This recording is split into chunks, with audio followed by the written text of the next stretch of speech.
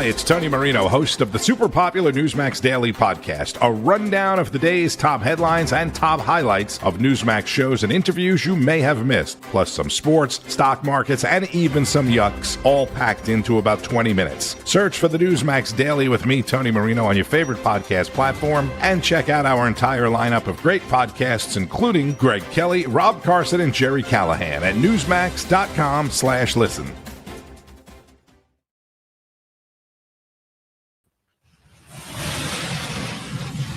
Now. You are about to hear the most interesting, informative, thought-provoking, and funny show in America. On air and on the World Wide Web. This is the Rob Carson Show. And by the grace of God, it is finally Friday. Welcome to the show. Please come inside. We have got the unusual suspects, as always, on Friday. Tony Kinnett, Daily Signal. Mary Walter, Christian Toto, among other things. I'll just mention at the beginning of the show, Chuck Norris passed away. You may have already heard. Chuck Norris, death was the only butt he couldn't kick, I guess. But you know what? He was 86 years old, had a great, wonderful life. He was legendary, you know. I remember watching Chuck Norris, Bruce Lee, movies when I was a kid and all that. And never big on the Walker, Texas Ranger. But, the man was a legend, just a legendary figure. Just an amazing guy. And so I thought I would start off the show.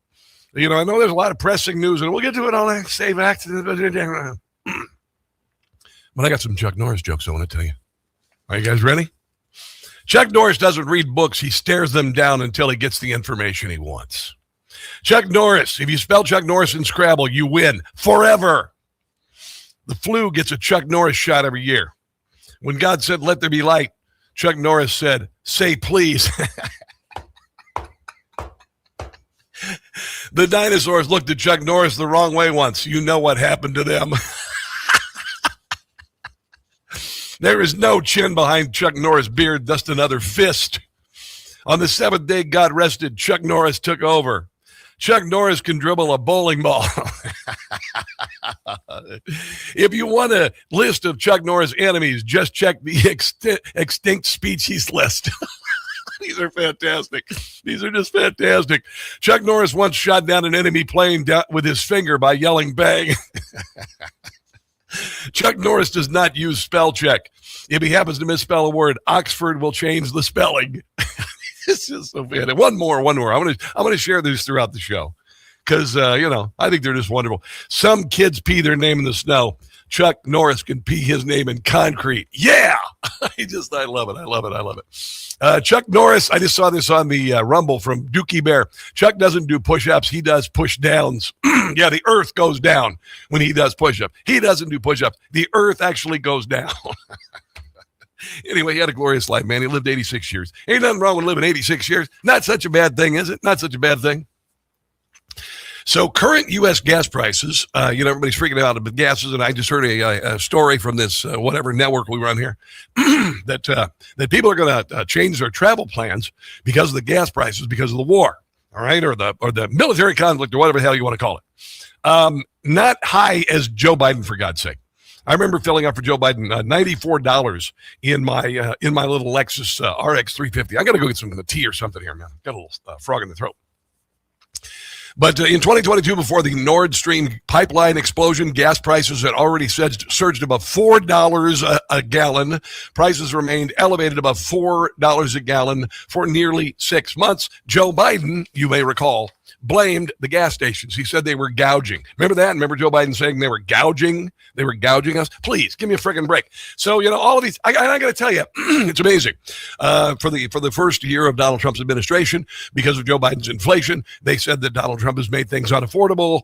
He needs to make things affordable. And now that we've got this conflict going on with Iran, and we're seriously kicking Iran's butt, and now that grocery prices have all come down and rent prices are dropping all over the place, and oil has gone up a little bit because we're involved in crushing the Ayatollah after 47 years of terror around the world, and gas prices have gone up, but they haven't gone up as high as they were when Joe Biden was the president, and there was no excuse for it other than the fact that we were not energy independent. We had all this green energy bullcrap, and we were given, all sorts of subsidies for stupid electric cars that nobody wanted, including the Ford F-150 Lightning. Dear God, if you have one of those, I am so sorry for you, because guess what?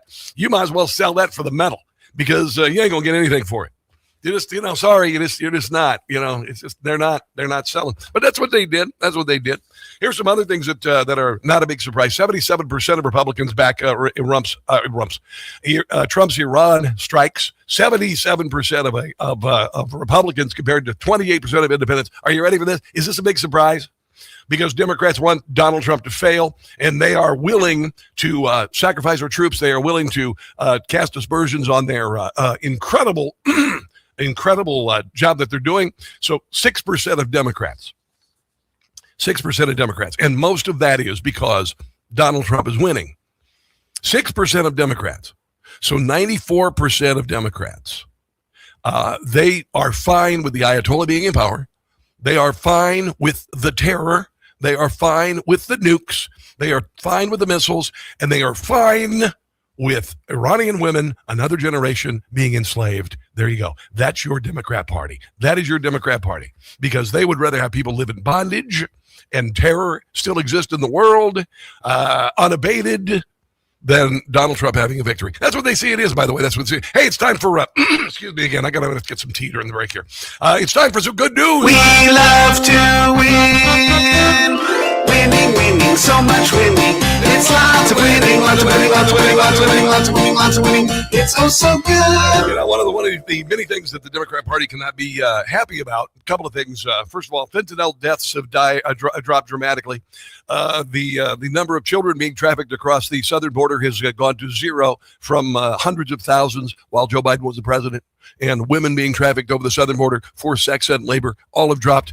Democrats can't celebrate that because it's a victory for Donald Trump. And then there's this from Kash Patel when he was testifying this week before Congress about crime. Do you remember every weekend we used to just go to Chicago crime stats? Every weekend, Chicago crimes, 29 people shot, 10 people killed in Chicago. Yeah. What happened this summer? It went down. What happened in D.C., in Washington, D.C.?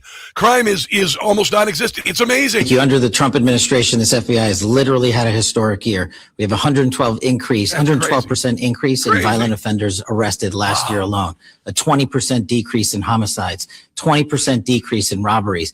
We have disrupted 1,800 criminal gangs. That's a 210%. You think people would be happy about that, but no, see, it's on Donald Trump's watch. Increase. We seized enough fentanyl to kill 178 million Americans. That's a 31% increase. We have gone after the most vulnerable in our society, protecting children. A 490% increase in arrest on those that prey on our children online. Wow. We have located, found, and identified 6,200 missing kids. 6,200 missing children. Can you be happy about that? That's a 30% increase. We have dismantled and taken down 1,700 child predators. That's a 17% increase. And those that wish to traffic our young American citizens and women, 300 human traffickers have been arrested. That's a 15% increase. Wow. And seven of the FBI's top 10 most wanted fugitives in the world have been apprehended in the last 13 months. To put that into perspective, there was 4 in the prior 4 years. So this FBI under President Trump is fully stocked to get after every single fight we have. And these are just some of the statistics. So I think there you go. I think that's some pretty good news, don't you? Yeah. But the Democrats are talking about gas prices going up, not as high as when Joe Biden was the president. This is kind of fun. I've been talking about how the United States is kicking butt and taking names in Iran. And most of them are Mohammed. Ali Mohammed Naini, spokesman for Iran's Revolutionary Guards, was killed in strikes carried out by the United States and Israel. There you go. So the spokesperson for the IRCG and also the guy who was involved in the homegrown terrorists, they exported and all that. They were killed.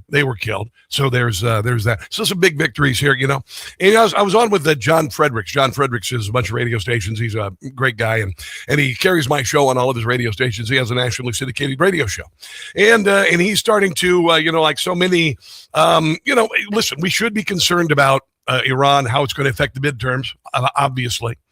And I've been seeing a lot of people, going, oh my God, if it goes past 6 weeks, they're going to lose the midterms. They're going to lose all MAGA support. Oh my God. Here's the deal. Right now, things in Iran are going as planned. They are going as planned. We are 3 weeks in tomorrow. All right, 3 weeks in to taking down one of the most powerful missile batteries and air forces in the world in a country of 100 million people. All right. So we've been at this for 2 weeks and almost 3 weeks, I guess. But here's the deal. Here is the deal. Remember when Margaret Thatcher told Ronald Reagan, don't get wobbly? Remember that? That's what you need to remember. Because everybody's talking about Donald Trump's going to send in troops. Donald Trump's going to do this. Donald Trump's going to do. When was you MAGA listeners? I'm talking to you right now. When did he let you down? When did he lie to you? When did he not fulfill a promise he made to you? Never, never, never. When did he not fulfill a promise, a campaign promise that he made? When? Tell me now. None. The only issue I've ever had with Donald Trump is bringing down the national debt. That's the only issue I've had with Donald Trump. But look what he's doing. He's cut like over 10% of government employees. That's a good thing. I know government employees, trust me, you're better off. The private sector, it's the government work sometimes really sucks. I'm not saying it all does, but certainly a lot of it does. So you look for an opportunity. There you go. So don't get wobbly. Stay supporting our troops. Their morale depends on it. They need to know we love them, we care for them, and we're freaking proud of the job they're doing, even if Democrats aren't. You know why? Because Democrats don't matter. There you go. All right, kids, it's a Friday on the Rob Carson Show. Let's take a break and come back. Don't go anywhere. We'll get some tea. Hey, guys, it's Carson from Birch Gold. Think about this. In 2006,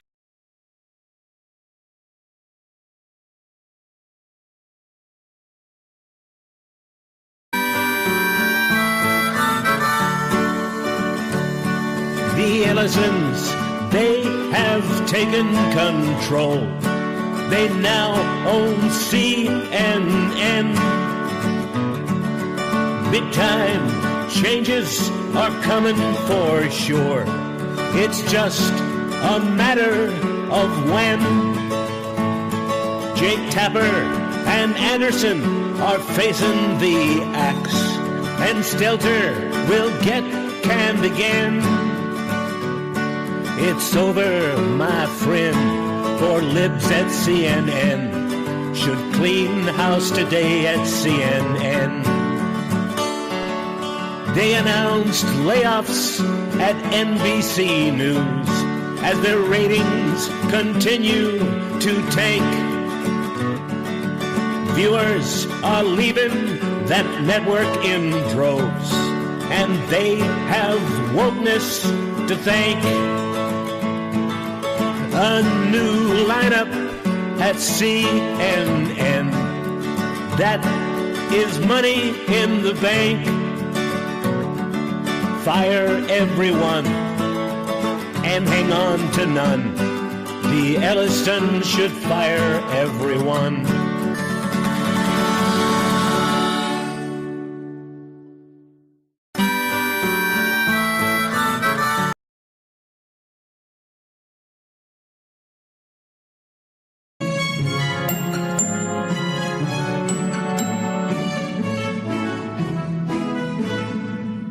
Hello, mullahs.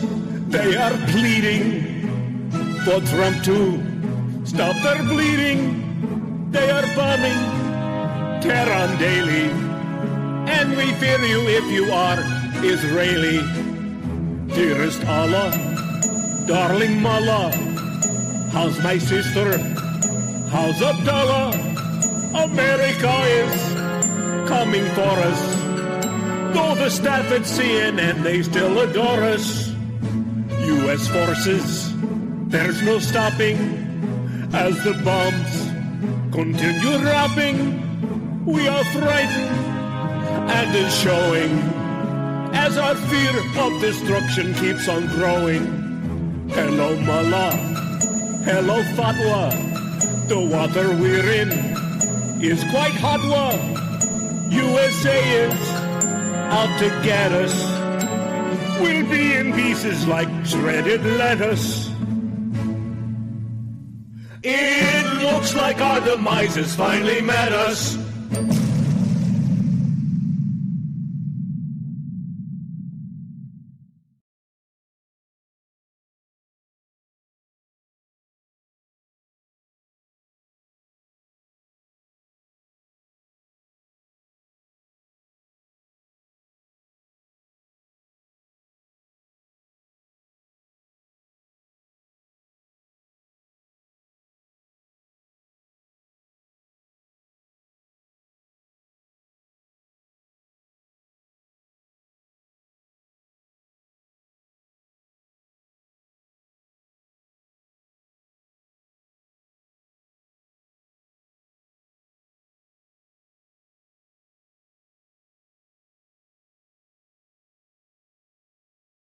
County.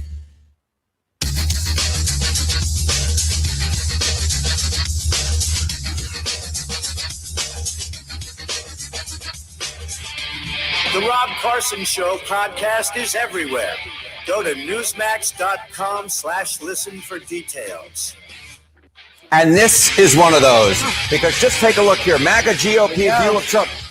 Approve 100%. If you are a member of MAGA and the GOP, you approve of Donald John Trump. 0% say that they disapprove. There you go. So remember about a week ago, they were saying the MAGA coalition was crumbling. I know I started the show with this yesterday. I just want to say it again. Don't get wobbly. I told you we have to overwhelm the left with positivity. We have to overwhelm them with joy and patriotism, not the fake joy they tried to espouse, even though the most joyless people in the world, the Democrat Party. And then there's this, by the way, you got the midterms coming up. Oh, my God, Iran's going to kill it. Everybody's going to leave. The world's on fire and all that crap. No.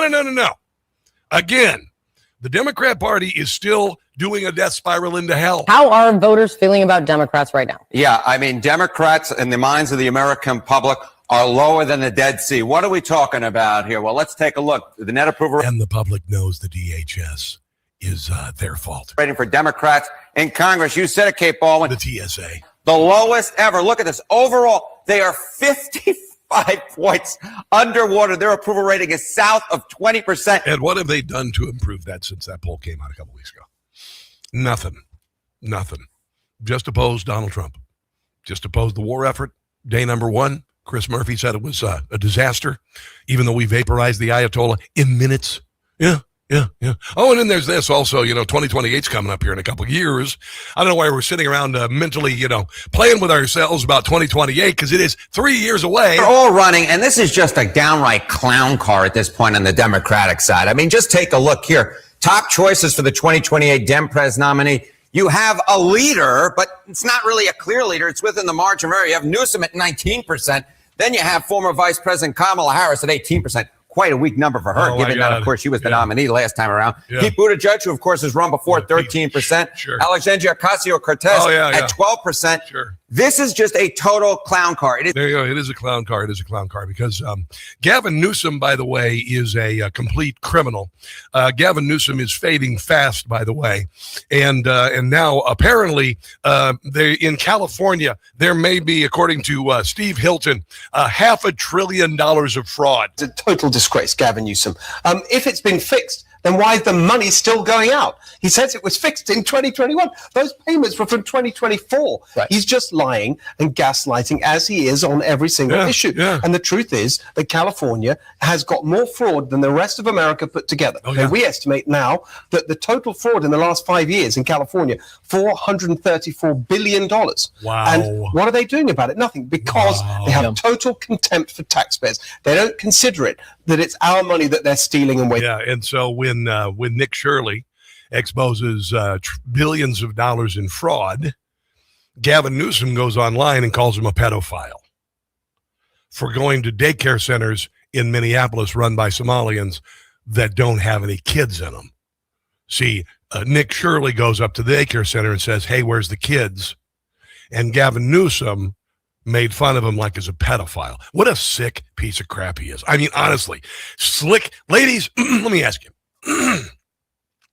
If Gavin Newsom were, you're single, and Gavin Newsom was hanging out at the bar, would you go home with that? Or would you even consider a date with that? Because, I mean, he's slick and everything, but he is such a sleazeball supreme, right? Wouldn't your spidey sense kind of go, no, I don't think so. This guy's a creep. I might catch a disease. Something weird's going to happen if I hang out with this guy. But honestly, he's a very bad person. He is not a good person, not whatsoever. As far as midterms are concerned, Jim Jordan, it come down to this. And like I said, all of these things are going to change. Where's affordability? It was going to be about affordability. Literally, they were saying the election this year, the midterm. Last year, they were saying it was going to be affordability. It's not there anymore. The price of gas has gone up because we're kicking Iran's rear end. There you go. That's going to happen. But where has that gone? So everybody's saying, it's going to be this that causes the Republicans to lose, or this that causes the Republicans to lose. Here's what a lot of the battle is going to be. This is Jim Jordan. Yeah, and I think that'll be a key issue in this campaign. I think, and I always say not all Democrats are crazy, but the left that controls their party is. And I think so much of this midterm election is going to be they're crazy, we're not. Yeah. And go tell the voters, if you want to go back to an open border, if you want men and women's sports, if you want to defund the police, if you want to abolish ICE, if you want sanctuary cities, if you want all these crazy if you want green energy nonsense and the price of gas going through the ceiling policies, vote for the Democrats. Yeah. If you want common sense, stick with the Republicans. Oh my God, oh my God, oh my God. What did I say 2024 was about? Returning to common sense from nonsense. I think that'll be a key element in this midterm election. And we have to just go tell the voters, remind the voters how crazy it was 4 years under Joe Biden and all the things they did, including just last fall, not Joe Biden, but the Democrats shutting the government down for 43 days and now 30 some days while we're in a conflict with Iran, while we know what the department. Yeah, there you go. There you go. All of that stuff. All of that stuff. We've got all of that. They're over here saying, it's affordability. Did you just hear what he said? He just unloaded a magazine of, bleep on the Democrats right there. Because the Democrat Party haven't learned anything from 2024. They just think that if they yell loud enough about Donald Trump and they say that the war is a failure, that it'll be repeated and eventually it will impact. And yes, it does affect Donald Trump's popularity. But it's not enough to win elections. Here's Mark Wayne Mullen, by the way, on the midterm elections. Chuck Schumer, in a private meeting with other Democrat senators, said that if you'll just wait till after the election, I'll release the handcuffs. I added the handcuff part, but basically I'm paraphrasing what he said. Yeah. The reason why is because they're afraid their base wouldn't show up today in Virginia, New Jersey, and in New York. So it's been about politics. It's never been about policy. It's been about holding the American people as leverage points, regardless of the damage they cause to the livelihood of these individuals. Yeah. But elections are more important than the Dems because why? They know their polls is at the very bottom than it's ever been for the Democrat Party. Yeah, 100%. And you think this TSA shutdown is going to help? No, it's not. It's making it terrible. And I just want to say to the TSA agents, I'm so sorry. I wish I had the kind of money that I could just take a pocket full of $100 bills and give every one of the TSA agents who are working their butts off doing nothing and just hand them out. Just help them out a little bit. I don't even know where to start as far as helping TSA agents. I would do a GoFundMe, but there's so many TSA agents. What are you going to do? I don't know. If you know somebody who works for the TSA, you might help them out. See what you can do. Maybe you got a TSA agent living next door. You could take them over some food. You can say, hey, do you need this? Can I help you? Can you cover your utilities? If you've got a little extra, maybe that's what we need to do. Maybe we need to find people who are suffering right now and who are out of work right now, or at least working and not getting paid, and do something for them. Because it has not got to be easy to be a TSA agent. It's got to kind of suck. It's a hell of a grind, and you're always getting, yelled at, and people are saying, oh, look what a pain in the butt you are doing all this. And they got to follow orders, no matter how ridiculous they are. They don't want to take your moose and throw it in the garbage. They don't want to throw your toothpaste in the garbage. That's what they got to do. But every day it's like, oh, I just bought this toothpaste, and then they got to sit there and take it. And it's the same grind every day, except for, you might change positions, go over and work aisle number 3 over here. It's not the easiest thing in the world. So, maybe that's how we get going. We ask somebody who works for the TSA, do you need a little help? Can I buy this week's groceries for you? A couple $100. Maybe I can do that for you. I don't know. That might be a nice way to start. Tony Kinnett, the Daily Signal, joins us next. We're going to talk about Operation Epic Fury, among other things. And he's always awesome, one of the unusual suspects on a Friday. Let's take a break and come back. This is the Rob Carson Show.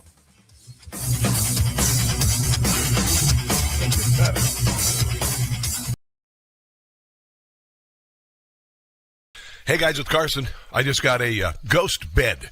Yeah, no, pay attention here, because I've been sleeping on a foam mattress since I moved to the Washington, D.C. area, which is like sleeping on the sponge in your sink.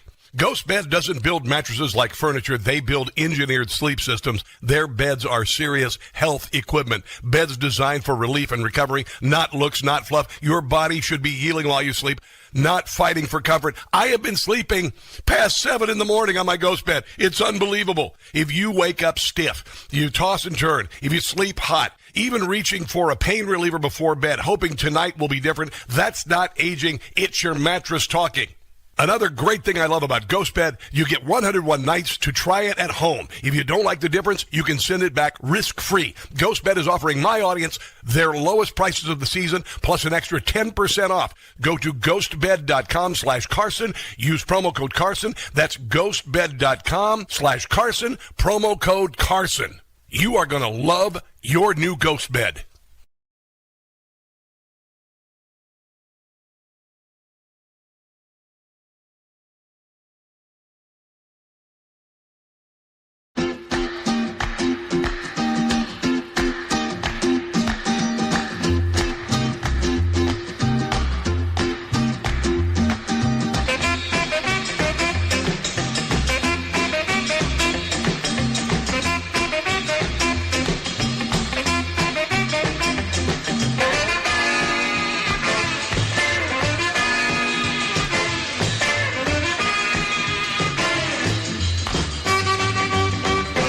Deported.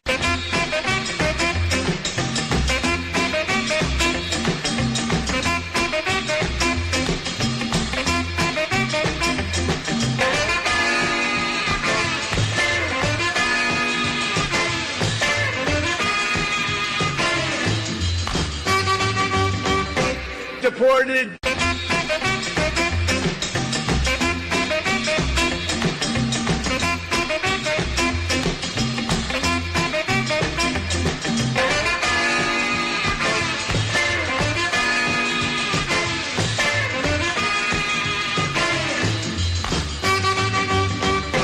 Deported.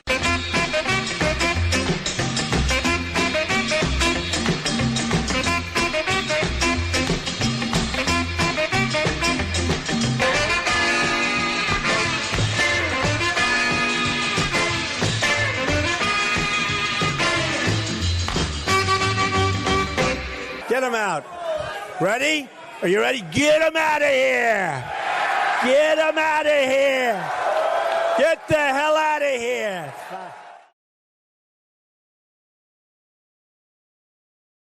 Hey guys, it's Carson for Shopify. You know, for years I have had a swag line of T-shirts with catchy phrases and whatnot, and it's just been lying there. Well, I've decided to go with Shopify and actually make money with my own business. Shopify gives you everything you need to sell online and in person. Millions of entrepreneurs have already made this leap, from household names to first-time business owners just getting started. Choose from hundreds of beautiful templates you can customize to match your brand instead of just having a lousy website that nobody notices like I have been doing for years. Set up fast with Shopify's built-in AI tools that write product descriptions and headlines, create email and social campaigns that reach customers wherever they scroll. In 2026, stop waiting and start selling with Shopify. Sign up for your $1 per month trial and start selling today at shopify.com/Newsmax. Go to shopify.com/Newsmax. Make building a successful business your 2026 New Year's resolution.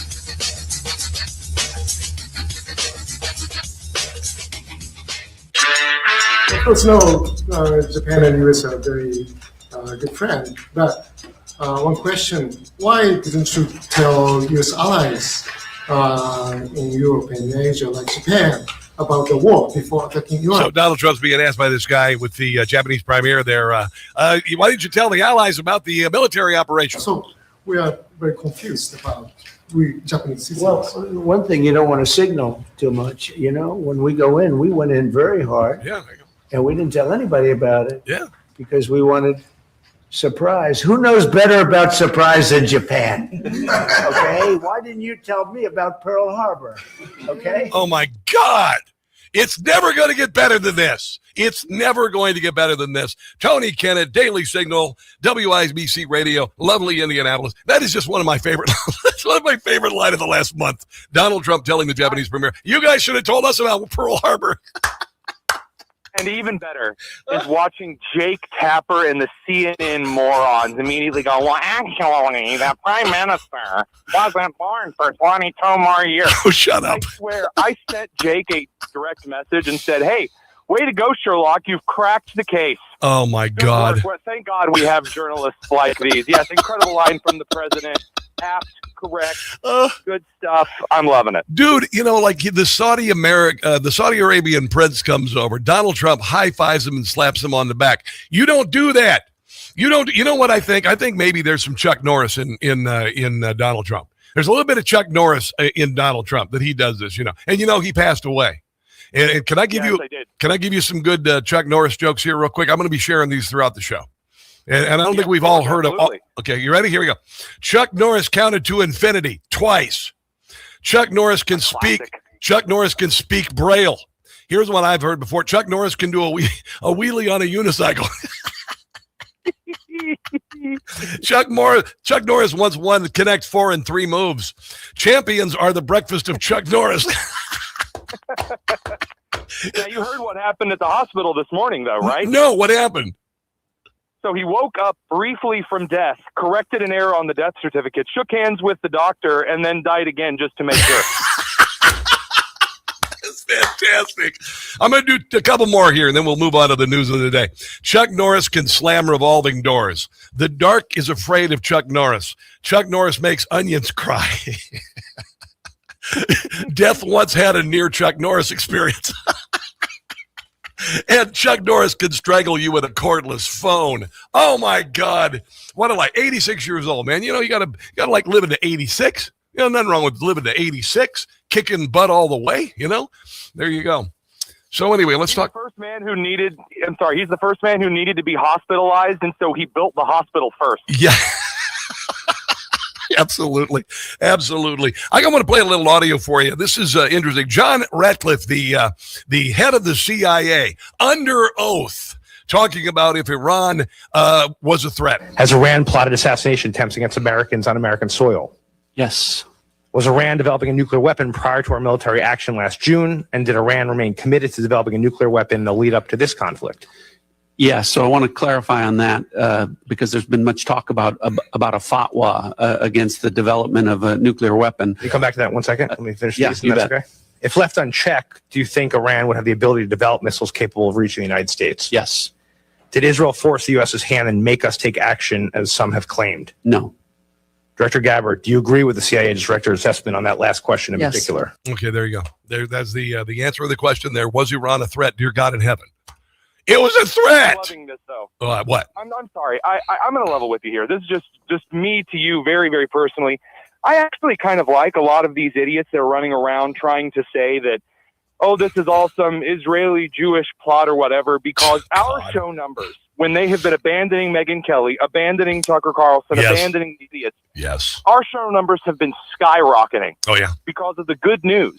And again, just the accurate, on-the-point data that we've been providing. So everyone else, look, you want to go crazy and you want to send my numbers to the moon, you keep on swinging, sweetheart. Yeah, you know, I got to tell you, I was looking at an article yesterday about the news media actually lying about the operation. And one of the big lies was... It ain't so, Rob. I know. It ain't so. You know, I guess it's really not a difference because they lie or they just cover up or they obfuscate.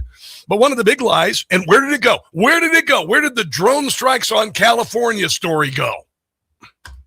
Hey, what happened to the World War III? I was told that Russia and China and the BRICS alliance was never going to stand for such frivolity. Did you notice though that NATO, at least the Mark Rutte, I like Mark Rutte. I think he's pretty cool actually. He's talking about getting behind this. You know, United Kingdom, France, Germany, Italy, the Netherlands, Japan, and Canada will join us to keep the Strait of Hormuz open. They're not really committing any boats yet, but they have issued a strongly worded statement. But hey, wait a minute though. I was told that they had just given the United States a middle finger, though, right away. I was told that Trump was a big dummy. Wait a minute. Are you telling me that right after the media got out ahead of their skis and said that NATO was standing against the United States and all of this, that they recognized, oh, gee, wait a second here. Maybe we actually do at least suggest a little bit of effort in keeping some of the resources that we have flowing through Hormuz moving. Well, you know, and again, Donald Trump is kind of like, he hasn't really said it, but he's, you know, we're gonna do our best to keep the strait open. But you know, hey, we don't get our oil through there, so maybe made them kind of wake up a little bit. They got the A-10 Warthog. I thought they were sandbagging the A-10 Warthog, but it is working right now. General Kane, Raisin Kane, talked about the A-10 Warthog. Here he is talking about taking it out of mothballs. The A-10 Warthog is now in the fight across the southern flank and is hunting and killing fast attack watercraft in the Straits of Hormuz. Man. In addition, AH-64 Apaches have joined the fight on the southern flank, and they continue to work on the southern side, and that includes some of our allies who are using Apaches to handle one-way attack drones. There you go. That's kind of cool. Got the A-10 going. You ever seen one of those things? Man, oh man. Oh, absolutely. I've actually seen some of our helicopters perform anti-drone measures before. As you know, the anti-drone stuff is kind of a specialty of mine. Yeah. And so when I look at this kind of stuff, by the way, I actually reached out to Senator Jim Banks of Indiana yesterday, and I said, hey, maybe we start producing A-10 Warthogs again, or give them a little bit of an upgrade. We haven't produced one since '84. Yeah. Put a factory right here in Indiana. I want more A-10s right now. Why not an A-10 upgrade? What the hell? You know what else I'd like to see? Maybe they could start making 69 Chargers again. How about that? Just upgrade them a little bit. What the hell? I mean, hey, if I might finally get my own Toyota Hilux instead of sending them to the Middle East, I'll be a very happy man indeed. All right, Tony Kinnett, we got a lot more I want to cover on the other side, including the Japanese premieres. Visit Joe Kent. I want your opinion on Joe Kent, by the way. And then James Comey. Trump whipped out his subpoena, and so he's feeling the heat. We'll have that on the other side of the break. Let's come back. This is the Rob Carson Show.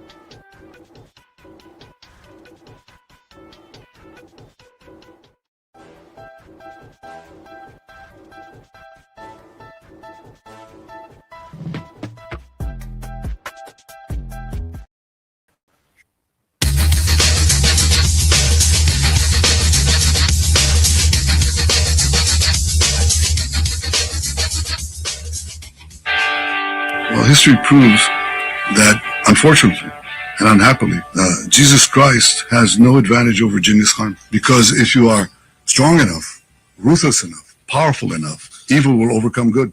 Aggression will overcome moderation. So you have no choice. If you look at the world as it is today, you have to be blind not to see that the democracies led by the United States have to reassert their will to defend themselves and to oppose their enemies in time while there's still time, before the jarring gong of danger wakes them up and wakes them up too late. This is where we are now. The fact that people don't see that, the fact that a lot of the news media are harking on a lot of fake news, but also a lot of short-sightedness, and do not see the historic period and the historic struggle that we are engaged in now, doesn't obviate these truths.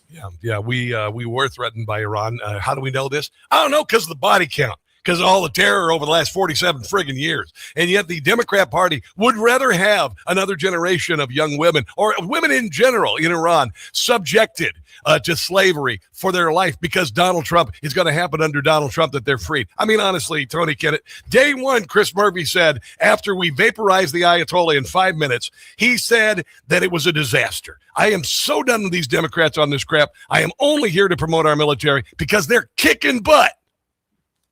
I mean, obviously. I mean, this is what's one of the weirdest things that I've seen, is that people who understand these things get eaten by this weird mind virus. Yeah. Who want to walk around and say, he Netanyahu is secret and he orchestrates, and it's just this nonsense that we hear.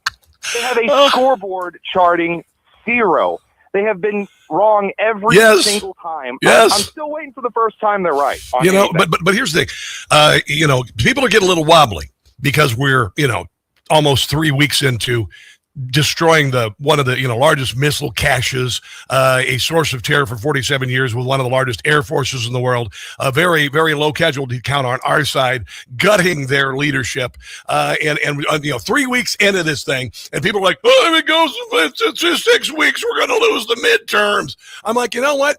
When has Donald Trump lied to you and not done what he said he was going to do? What did Donald Trump tell you? He said we were going to get this done in 4 to 6 weeks. You know why? Because his commander said, sir, we can do this in 4 to 6 weeks. And he said, okay, let's do it then. There you go, Tony. What do you think? I mean, again, the silliest thing right now that I've heard amidst all the midterm conversation is that the congressional ballot, like the generic congressional ballot, Democrats' lead is shrinking. A couple of weeks ago, they were up 7. Then they were down to 4. Now they're to 2 in lead in that general congressional. That's in the middle of this action, in the middle of this operation. So if Trump swings this through and we end up controlling Carg Island, and then we end up controlling the export of oil to China, and all of a sudden crude is $60 a barrel, guys, the economy's going to look a little bit different on the other side of that. Yeah. And honestly, I think the American people are turned off by tearing down our military. Although there's a new poll that shows only 6% of Democrats support the action in Iran. They can't even celebrate the possibility of freedom from the Iranian people. They can't even celebrate the possibility that Cuba is going to be free. I mean, these are Berlin Wall moments happening before us. But the Democrat Party is so dour and awful, and they're doing their death spiral into hell. I just say, honestly, I prefer to overwhelm people with joy and patriotism, and then I'll handle the mockery, ridicule, satire, let Donald Trump handle the butt kicking. What do you think about Joe Kent? I mean, I don't really care for men who politicize the deaths of their wives. I don't care for that at all. Suggesting, well, actually, it wasn't ISIS that killed her. It was Israel that did it. Wow. Now you're a disgusting liar, wow, and you are a feckless coward, a man who goes back on the oath that he swore. I don't care for that at all. I know a lot of guys that are currently serving who have seen his nonsense. And there's really quite a negative sentiment among veterans and those actively serving, among those who have gone and again, actively leaking for months. Yes. It shut him out of various meetings and things. Yep. And again, we've been looking for one of the leakers in that side of things for a while. And here you go. I mean, so he's got everything that's coming to him. Again, I love watching Tucker Carlson and Megyn Kelly saddle their horse to him. They can have him. I'm trying to figure out why Tucker and Megyn are like this. They're otherwise smart people who I used to enjoy watching Tucker. I even paid for his podcast on Spotify. But I think part of it is that they are not grounded in common sense and reality from like a Midwestern upbringing like you and I have had. And I do mean this. And I'm not saying you guys on the coast can't have it, but they've, Tucker is a blue blood. Tucker is a rich kid who wore, a uniform and a jacket to school in primary school and high school. And so when push comes to shove, he is willing to, he just loses his common sense on things like, what is your theory about either one of those? So, first of all, I think that Meghan, it's all her ego. Yeah. I'm sorry. You can call this sexist. I don't care. When Meghan's immediate defense to anything now is complaining about the penis of her opponent, that's like classic middle-aged liberal woman stuff. That is always what she's resorted to, which is unfortunate because I've been very friendly with Meghan in the past, but she's a coward. Yeah. And with Tucker, he's an elitist, of course. But also, again, Tucker, he fell prey to his own legend. Anytime he's a broadcaster or personality and they get obsessed with themselves, this is the kind of crap that happens. Yeah, I don't know. It's kind of like self-immolating your career, because I don't want to listen to him anymore. Aaron Bushnell maneuver. Yeah, Aaron Bushnell. I'm not familiar with that. He was the guy that set himself on fire outside of the Israeli embassy. Wow. So that was going to be the protest for the ages. Only you would know that. I think I'm the only one left in the country who remembers it, and that's only to mock his ashes. There you go. Speaking of which, Chuck Norris could kick his ashes. Thank you very much. Yeah. Chuck Norris can tie his shoes with his feet. The quickest way to Chuck Norris' heart is through with Chuck Norris fists. There you go. When Chuck Norris does a push-up, he's pushing the earth down. Thank you very much. Very good. Classics, every one of them. Brother, I appreciate you. What do you got going on? You got your show. Tell everybody where they can watch your glorious podcast, your video podcast. Oh, that's right. Over on youtube.com/Daily Signal. You see our stuff there. And tonight, we're going all into a little something I hinted about. The Chinese crisis has Vietnam next. Cuba collapsing. Vietnam's next. Wow, that would be epic. That's gigantic. Again, what time is... More 51 years later. Wow, that is unbelievable. So, okay, you suppose Jane Fonda will go over there and sit on an anti-aircraft gun battalion? Oh, well, flip my wrist. That might cause them to collapse. All right, Tony, thanks, brother. I appreciate you. Have a glorious weekend, okay? Rob, you're the best. All right, let's take a break and come back. This is the Rob Carson Show.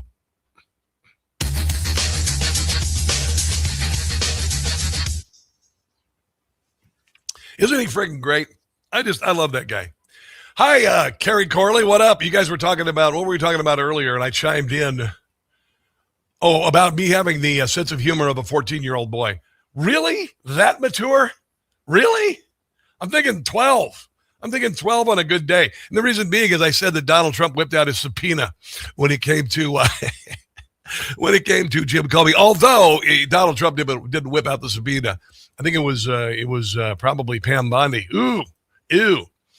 Let's see. Gary McGovern, what's going on? What are you doing?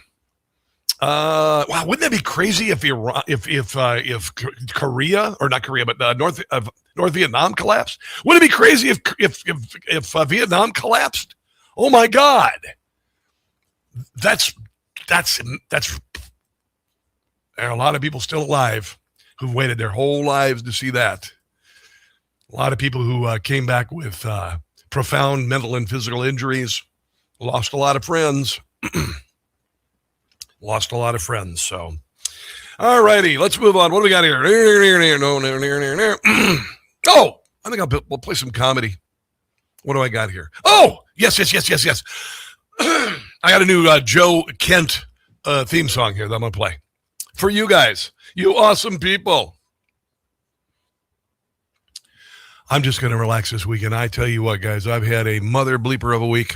But, we got a lot of good things happening here, too, by the way. I'll have to look up something real quick here while I'm talking to you. The price of gold. And it's, hold right there.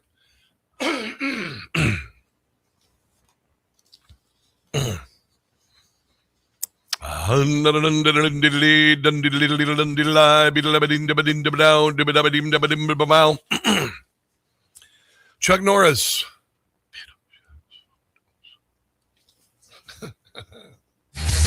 About 3:45 here.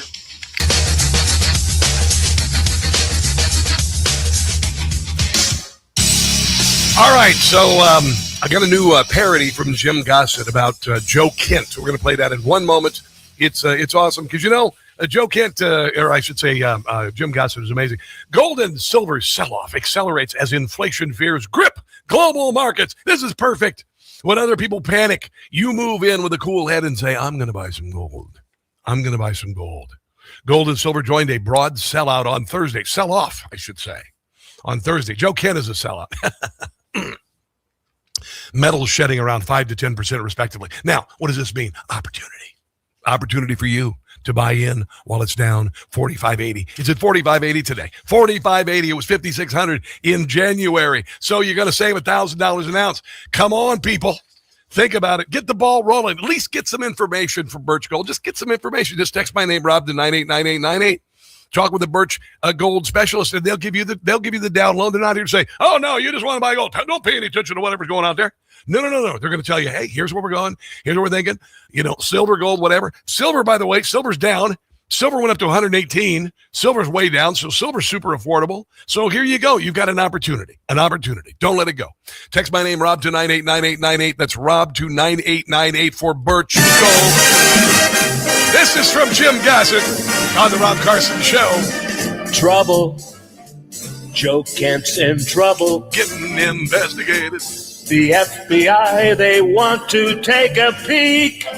What you been leaking? Records of his correspondence they will seek to see if Joe Kent's guilty of a leak. Gotta watch those leaks, especially when you get older. Scrambling. What? Joe Kent is scrambling. So far, his explanation has been weak. Explain yourself. The outlook for his future is quite bleak. Experts say that Joe is up a creek. Nice. Peril. Joe faces peril. He could be arrested in a week. Come on, Jim. Raised eyebrows when he offered his critique.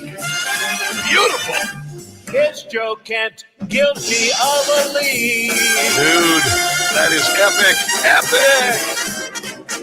epic. Jim Gossett, my gosh.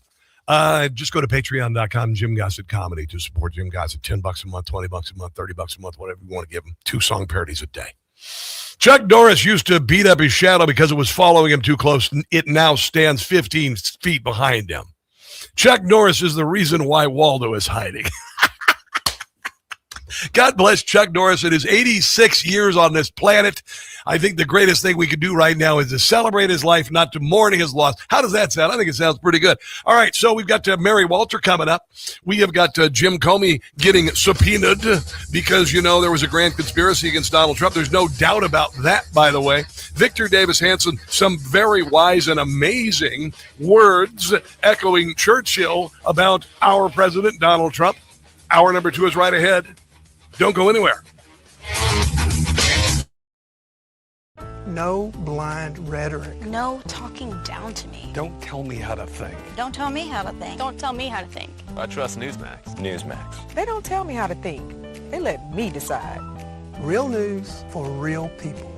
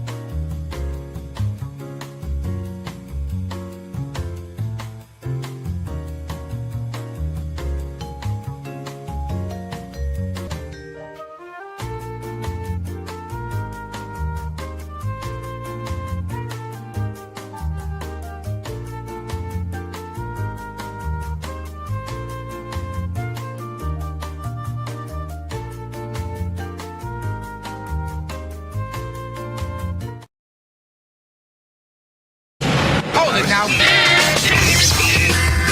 You are about to hear the most interesting, informative, thought-provoking, and funny show in America. On air and on the World Wide Web. This is the Rob Carson Show. And by the grace of God, it is finally Friday. Welcome to hour number 2 of the Rob Carson Show. I want to remind you, this weekend I have a TV show. It's called Rob Carson's What in the World? And it's on Sundays at 8:30 following Dr. Michael Savage. One of the reasons being is he thinks it's one of the funniest shows out there. Dr. Michael Savage loves my show. So does President Trump, by the way. This weekend show, I watched it back, and, I have a hate-hate relationship with myself. So I don't watch my TV show when it's on. Just because, I'm like, I'll sit there and go, oh, gosh, you look fat, whatever. And I watched it. I watched the show yesterday afternoon, and it's really funny. This is a really funny show. I don't know. And a lot of stuff happened this week, a lot of insanity the last couple of weeks, a lot of stress. And the dam broke this week. You'll notice the stream is working beautifully. The stream is streaming like a college age guy at a frat party after playing beer pong all night. That's how well it's going. It is streaming, and so that helped a lot. And so I'm kind of taking the gloves off when it comes to funny. Chuck Norris passed away.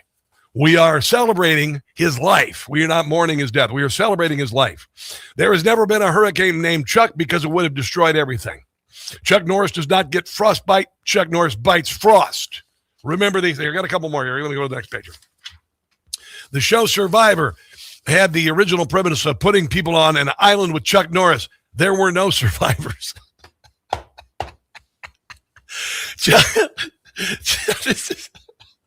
These are great. Chuck Norris once kicked a horse in the chin. Its descendants are now known as giraffes. Chuck Norris watches 60 Minutes in 20 minutes. A couple Chuck Norris jokes for you there. I want to get into it. I want to tell you something that happened to me yesterday. If you don't mind, point of personal privilege here, because it's kind of interesting and kind of funny. It's funny, actually. I wasn't laughing yesterday. I was freaking out. But yesterday we had a conference call with a bunch of potential affiliate radio stations around the country. And I kind of forgot it a little bit there, and then I recognized right before it was happening, oh my God, I got to be on. So I'm told it's going to be on this. It's not Zoom, it's another thing, right? And I haven't used this other thing. So I try to sign on and won't sign on. And I've got there are 8 programmers there wanting to meet Rob Carson of the Rob Carson Show. I mean, this is like, you've got to be there. So I get in my truck and I try to dial it in on my cell phone into this thing. And I got to tell you, probably a fourth of my day is spent getting some sort of damn text from somebody giving me, if I want to get in my bank account, it's got to text me a 4-digit code. Every dang thing that I'm affiliated with, if I try to get on it, I got to get a 4-digit code emailed or texted to me so I can get into it. Every time I get into the bank, I got to do that. Every time I try to get a prescription filled, I got to do it. Every time I try to, sign into Disney Plus, I don't even know. But it's always like, we'll send you a 4-digit code, send it back right away. So I had to do it 5 times. So I'm now 10 minutes late for this call. And it's not looking good for Rob Carson being late for this call. So I'm on the street, and I'm at this notorious intersection right near my apartment that is always, it takes me sometimes 20 minutes to turn left because there's traffic. So I'm sitting there, I can't get through, time is ticking away. I say, screw it. And I drove over a 6-inch median.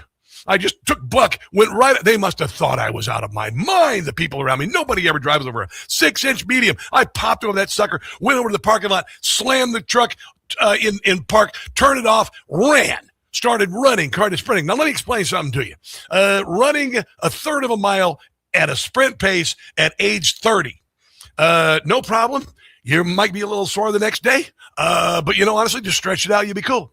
When you're twice that age, I'm about a fourth of a mile into the 3rd mile dash to the apartment, and I torque my hamstring. And I think I even heard it. It was like, whoop, because it just kind of went geek, and then just pain, just a knife in the back of the leg. So all of a sudden, I'm walking like a zombie to the apartment. Then I get to the apartment complex. My apartment's on the top floor. Guess what? I left the key fob for the elevator in the car. So I had to take a possibly torn hamstring up 10 flights of stairs. 10 flights of stairs. So I get up to my apartment. I didn't have the webcam set up. I signed on and I literally plugged in the webcam to get on the broadcast. The most impressive part about all of this, even though, and by the way, I can't even friggin' walk today. It's just like, what the hell? So I go in, I sit down, and my recovery time is amazing. Within a minute, my heart rate was back to normal and my breathing was back to normal. So the working out has really helped. But I will never run a 100-yard dash again. Yeah, that's okay. There's a point in your life, there's some things you just aren't going to do anymore. And running a 100-yard dash or sprinting a quarter mile, it's not going to happen anymore. Probably not going to go skiing again either. I don't even care. It doesn't matter. I'm going to leave those things behind me. But that's what happened yesterday. And I ended up we had a great conference call. We had a terrific conference call. He was a little bit late. I was a little bit late, you know? It's like if I was Chuck Norris, nobody would care. Nobody would care. No, not one little bit. So let's my life is a comedy of errors. Oh gosh, I got a story every day, I swear to God. So Tulsi Gabbard and John Ratcliffe were under oath on Capitol Hill talking about the imminent threat that was posed by Iran, because the Democrats are screeching because Donald Trump and our military are absolutely kicking butt in Iran, and they see in a free Iran their doom. They see in a free Cuba their doom. They wanted Maduro replaced, put back, because they see in a free Venezuela their doom. So they are willing to sell our troops down the river and say there was no threat just to cast aspersions on their operation. And here is Tulsi Gabbard and talking about that. So is there any evidence that Iran intended to conduct a preemptive attack on the U.S. prior to beginning this war, yes or no? Congressman, the answer to this question needs to be reserved for a closed hearing. Yeah, because see, it's kind of classified, and Joe Ken isn't here. He'd probably just leak it. I will say, however, the intelligence community does provide the assessments of the threats that exist to the president so that he can make that determination within the body of information and intelligence and activities within the region that ultimately he is responsible for. What is an imminent threat, and if there is an imminent threat, what actions need to be taken? Yeah, because he's the president.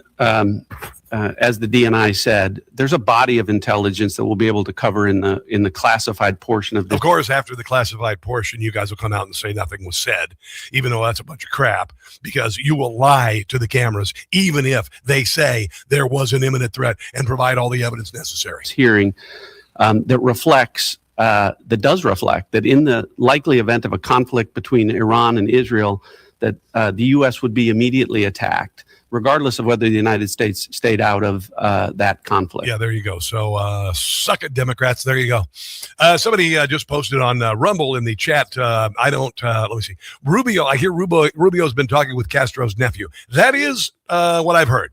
That is what I've heard. He's not a communist, by the way.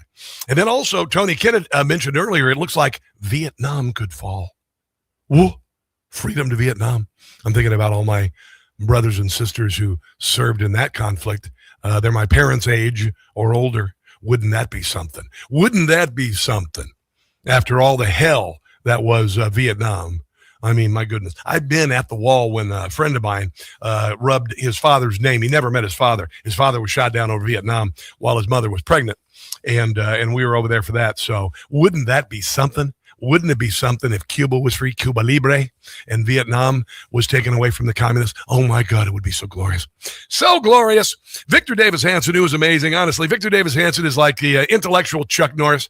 You know, when Victor Davis Hanson, everything he says, he does a mic drop. That's just Victor Davis Hanson. I mean, honestly, in the morning, he said, good morning, mic drop. There's nothing else to say because Victor Davis Hanson said it. And here's Victor Davis Hanson talking about Donald Trump echoing the actions of Winston Churchill. In 1939, Churchill had warned everybody about the threat of fascism on the continent, Nazis, Italians, and Japanese, and nobody listened to him. And then after the war broke out, nobody called on him, and then finally he came in, and from May 10th of 1940, he was saying to everybody, these people want to take over the whole continent. They would have said, the Democrats would have said on the morning of Omaha Beach that it was a failure. on the invasion of Normandy, they would have said mid-attack that it's a failure. I'm not speaking pejoratively here. This is your Democrat Party. And we weren't in. The Russians were on the side of the Germans The at Nazis. that time under the Ribbentrop-Molotov Pact, and he was the voice in the wilderness. And that's what Trump is trying to do. He's trying to say to the American Democratic Party, what's left of it, you don't understand what's going on here. You Europeans don't understand. No. You people in the Middle You East. know why? Because you keep doing the same stupid crap. The EU, you guys did the same stupid crap in World War II. You've been doing it forever. Police don't fully And understand. then we got to come in and bail you out. We did it twice last century. What this regime is about. And when people say, well, we didn't have an imminent threat, we didn't have an imminent threat when they took our hostages. Oh, yeah, that's when they true. blew up our barracks, That's nobody true. said we better attack Iran because we need an imminent threat when they blew up our embassy. They always acted spontaneously with surprises, and we never knew what they were going to do. Yeah. So the idea you have to have a telegraphed imminent threat, it's not the nature of that regime. It's lying, disguise, and dissimulation. And that's their pattern for the last 47 years. But that's what Islam does. Taking them serious. Every president said we're going to deal with this. All 7 of them, and all 7 of them did not. And then all 7 of them, when they got out of office, said, "I regret that I didn't." Yeah, 100%. There you go. Again, I shouldn't even have said anything because he already dropped the microphone. VDH, baby. Let's take a break and come back. This is the Rob Carson Show. He's intellect.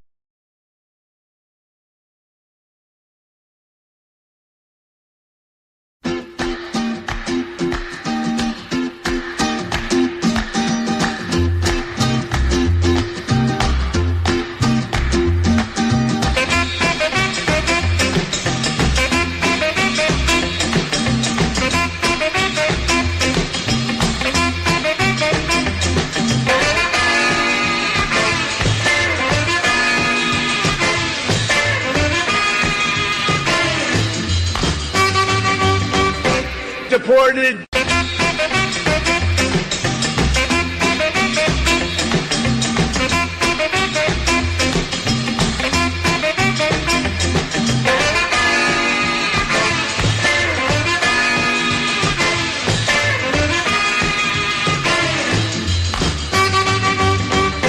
Deported.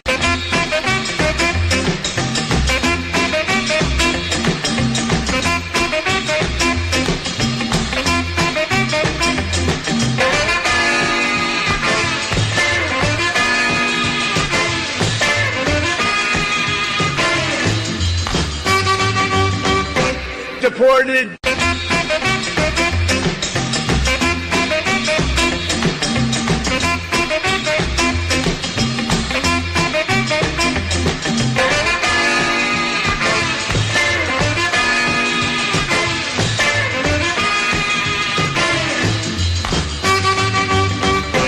Get him out. Ready? Are you ready? Get him out of here. Get him out of here. Get the hell out of here.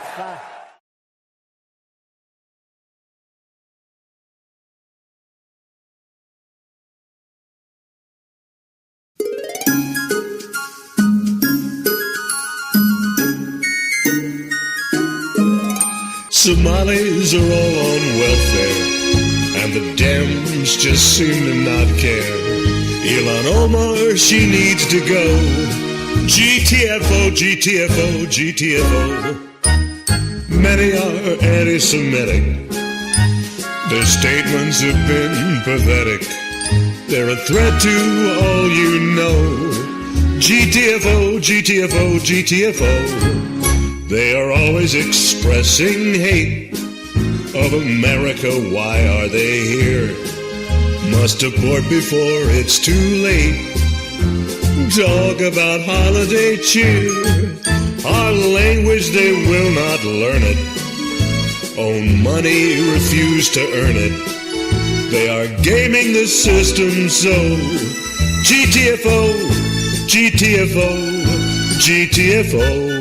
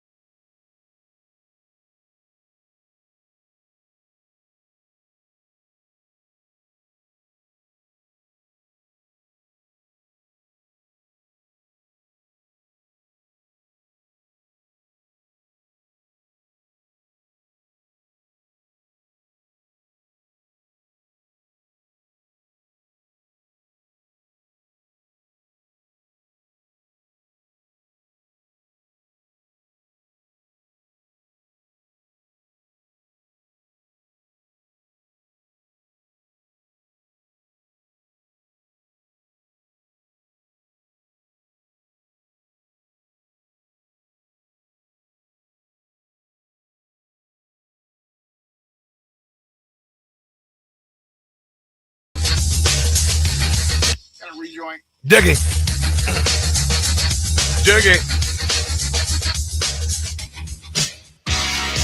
Donald Trump's election.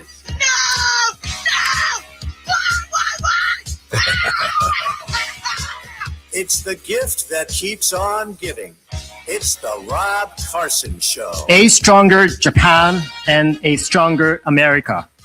A more prosperous Japan and a more prosperous America.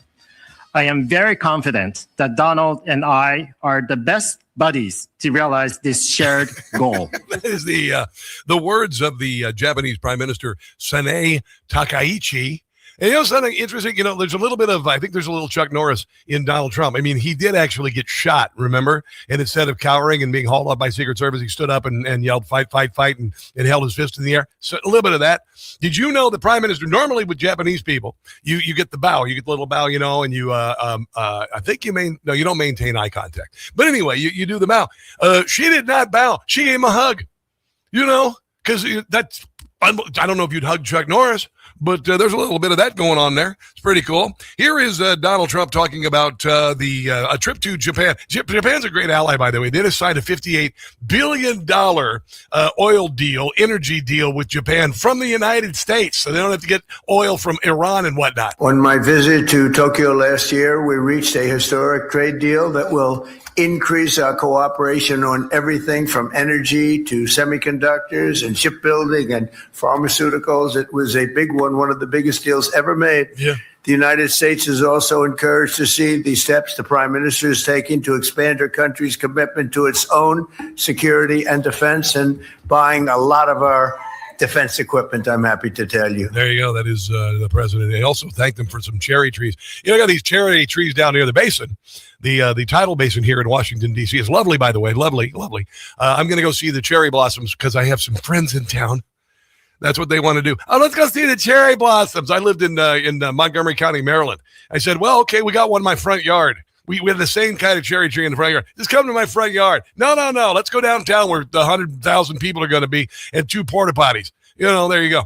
But we're going to go see the cherry trees. And some of these cherry trees are dying because the cherry trees are like 80 years old. They don't live that old, right? Chuck Norris outlived the cherry trees. Thank you very much. And Japan apparently donated another 250 cherry trees for our 250th anniversary. Receive an additional 250 cherry trees, and they're very big, beautiful trees. Yeah. From the great people of Japan in recognition of America's 250th anniversary. Cool.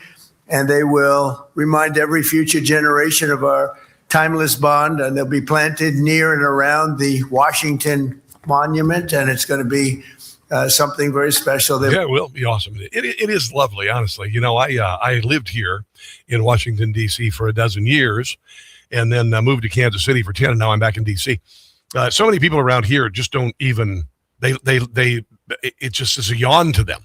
You know, I've been down to the Washington Monument dozens and dozens of times. I never stopped going, wow. I mean, just back in December, I had a date, and this is maybe one of the reasons why it didn't work out. She was like, yawn, whatever. Oh yeah, I've been here a million times. And I walked over the first time. I walked right up to the Washington Monument, and I touched it, and I was like, wow. And then the reflecting pool, and the standing there at the base looking it up at Abe and the Lincoln Memorial. I never lose that. It's really remarkable. We're going to be doing I can't give you the details, but we're going to be doing a trip to Washington, D.C. in October. You're going to be able to get tickets and the airfare and accommodations and all of that. And we're going to make it really reasonably priced for you. And I was given a lot of destinations we could go. Like they said, I want to go to Iceland. I said, not really. You want to go to Ireland? Well, yeah, eventually. How about Greece? You want to go to Greece? I'm like, no. Well, we got an opportunity. You live in Washington, D.C. You don't want to do a trip with listeners to Washington, D.C. I said, hell yeah, I want to do a trip to Washington, D.C. with my listeners. It's a 250th anniversary of our birth. And some of you dream of one day going to Washington, D.C. Well, we're going to give you details on that very soon. And it's going to be the deal. It's going to be 5 days, 4 nights. And I'm going to be taking a couple of days off to spend it with you. I may even sleep on the foot of the bed in your hotel room, you know, just because I'm lonely. I won't do that, actually. Anyway, let's move on to other things. Here is John Ron Johnson talking about the Democrat Party. The Democrat Party is there is no doubt that the Democrat Party doesn't want voter ID because they want illegals to vote. They want to cheat the system. There's no doubt about it. They don't want ICE at polling places. You know, they don't want them at hospitals. They don't want it at schools. They don't want it at churches. Why? Because people go to church to worship. People go to the hospital because they're sick. People go to the school to pick up their kids. What do they go to polling places for? Yeah, there you go. Here is Ron Johnson with the Democrats, and they are. And this is why I said the Democrat Party needs to reform itself or disappear in the dustbin of history. Right now, they're leaning into the dustbin. To explain why Democrats are so opposed to this, their overall game plan, their overall goal is a one-party nation. Yeah. Which is why they flooded this California country with millions of illegal immigrants. Which isn't a nation, I know. Didn't care who they were, flooded them into sanctuary cities and states, plump up their numbers in the census and members of Congress, and then oppose any type of reasonable controls to secure elections to make sure that your legitimate vote's not canceled out by a fraudulent one. Democrats want to make it easy to cheat, and that's what we need to expose. 100%. You know why? Because they do. They do. But, you know, despite the fact that 85% of Americans want voter ID, want the SAVE Act. Here's Chuck Schumer, the gargoyle with osteoporosis, saying that nobody cares about it. On the SAVE Act, Republicans want to waste yet another day on a radical piece of legislation. It's not radical. That hardly anyone outside the MAGA fringe even cares about. No, 85% of Americans, 70% of Democrats, 76% of blacks, 83% of Hispanics. The SAVE Act. Democrats' position has not changed. We want to keep stealing elections. If Republicans want to waste the Senate's time debating this bill, so you know what a waste of the Senate's time? Hearing your voice. We will continue to debate it. That's what the rules allow the senators and Senator Thune to do. We'll continue, but we will continue to expose just how radical and ugly it is. That's what Democrats will. Oh my God, it's not at all radical. Here's Chuck Norris. Dear God, I almost called him Chuck Norris. Chuck Schumer. Dear God, he is the opposite of Chuck Norris, talking about Jim Crow from 2020 to now. We have supposedly come a long way since African Americans in the South were forced to guess the number of jelly beans in a jar by Democrats ought to be allowed to vote. America's generations-old caste system, typically associated with slavery. We're not a caste system. We're not. With policies. Here's 2022. That criminalize giving food and drink to voters at the polls. Yeah. These laws are anathema to the very spirit of our democracy. Sure. They are Jim Crow too. And it is the Republican Party. Now, that was the voter ID and I should say voter, making sure that you are who you are is what I'm trying to say. In Georgia. And guess what? More black people ended up voting. It was weird. It was just weird. So there you go. Mary Walter, one of our unusual suspects on Friday, joins us. We have a bunch of great stories to present to her. She's bringing some good stuff, too. If I were you, I wouldn't go anywhere.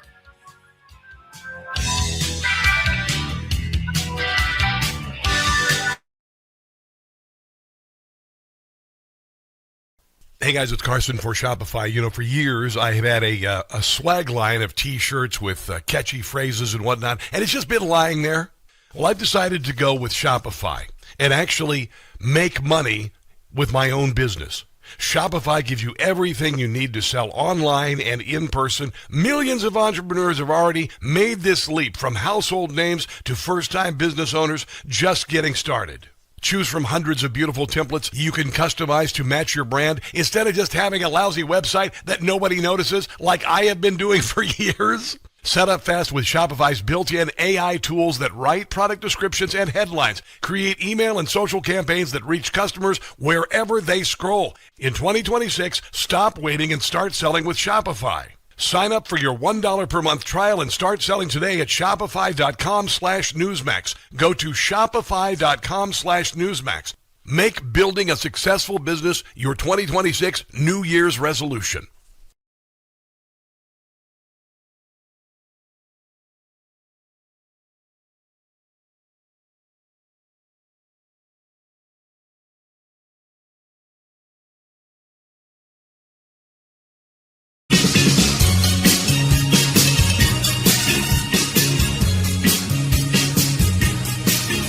With the actions he's taken, Jacob Bright is making Minneapolis a clown town. Ice fries a bows, and while Tim Wolves is dozing, city has become a clown town. Ilhan Omar's hiding fraud, Keith Ellison's obstructing a war on law enforcement, Jacob Price conducting. Tampon Tim is so incompetent. Most Minnesotans want no more of him. It's a clown town, Minneapolis, clown town. It's far from fabulous, clown town. Once great cities become clown town, clown town.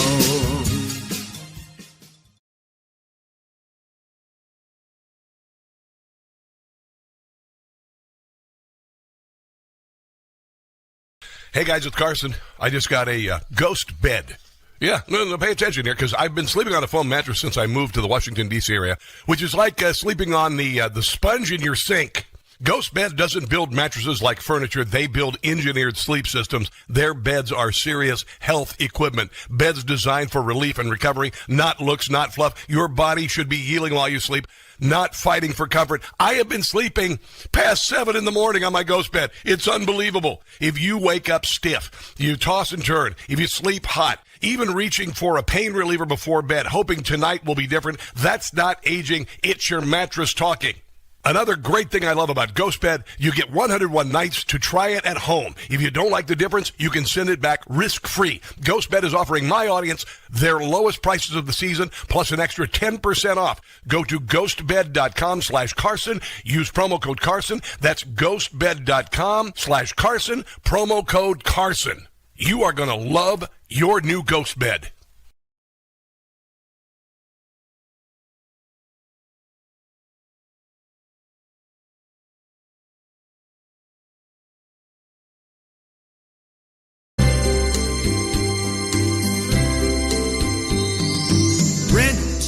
Free in libs' heads I'm living,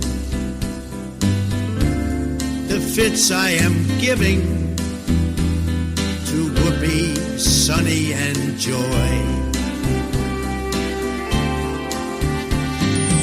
Rent free, I'm occupying. Rosie is lying. She says I'm not in her head.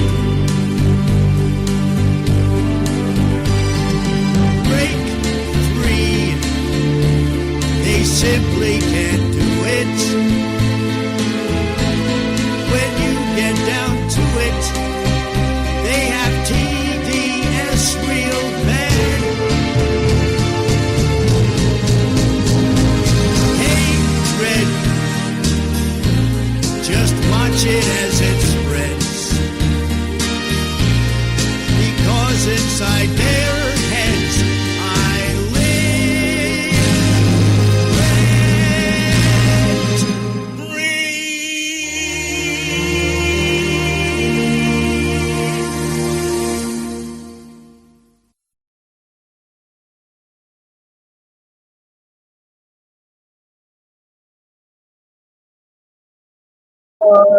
Rent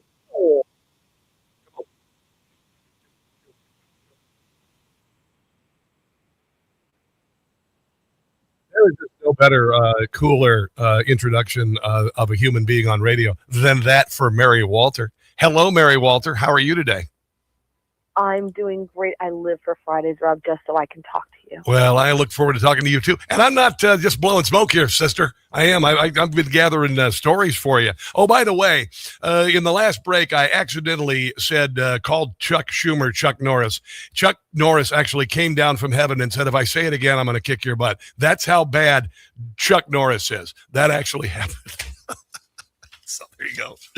Yeah, so I made a joke today. This morning when I saw the story, Chuck Norris died, I made a joke to my husband. I'm like, isn't he the one who said, make my day? And my husband just looked at me and goes, Oh, no. No. Oh, no. That was, yeah. Okay, so, see, this is why I didn't do the Chuck Norris Chuck jokes.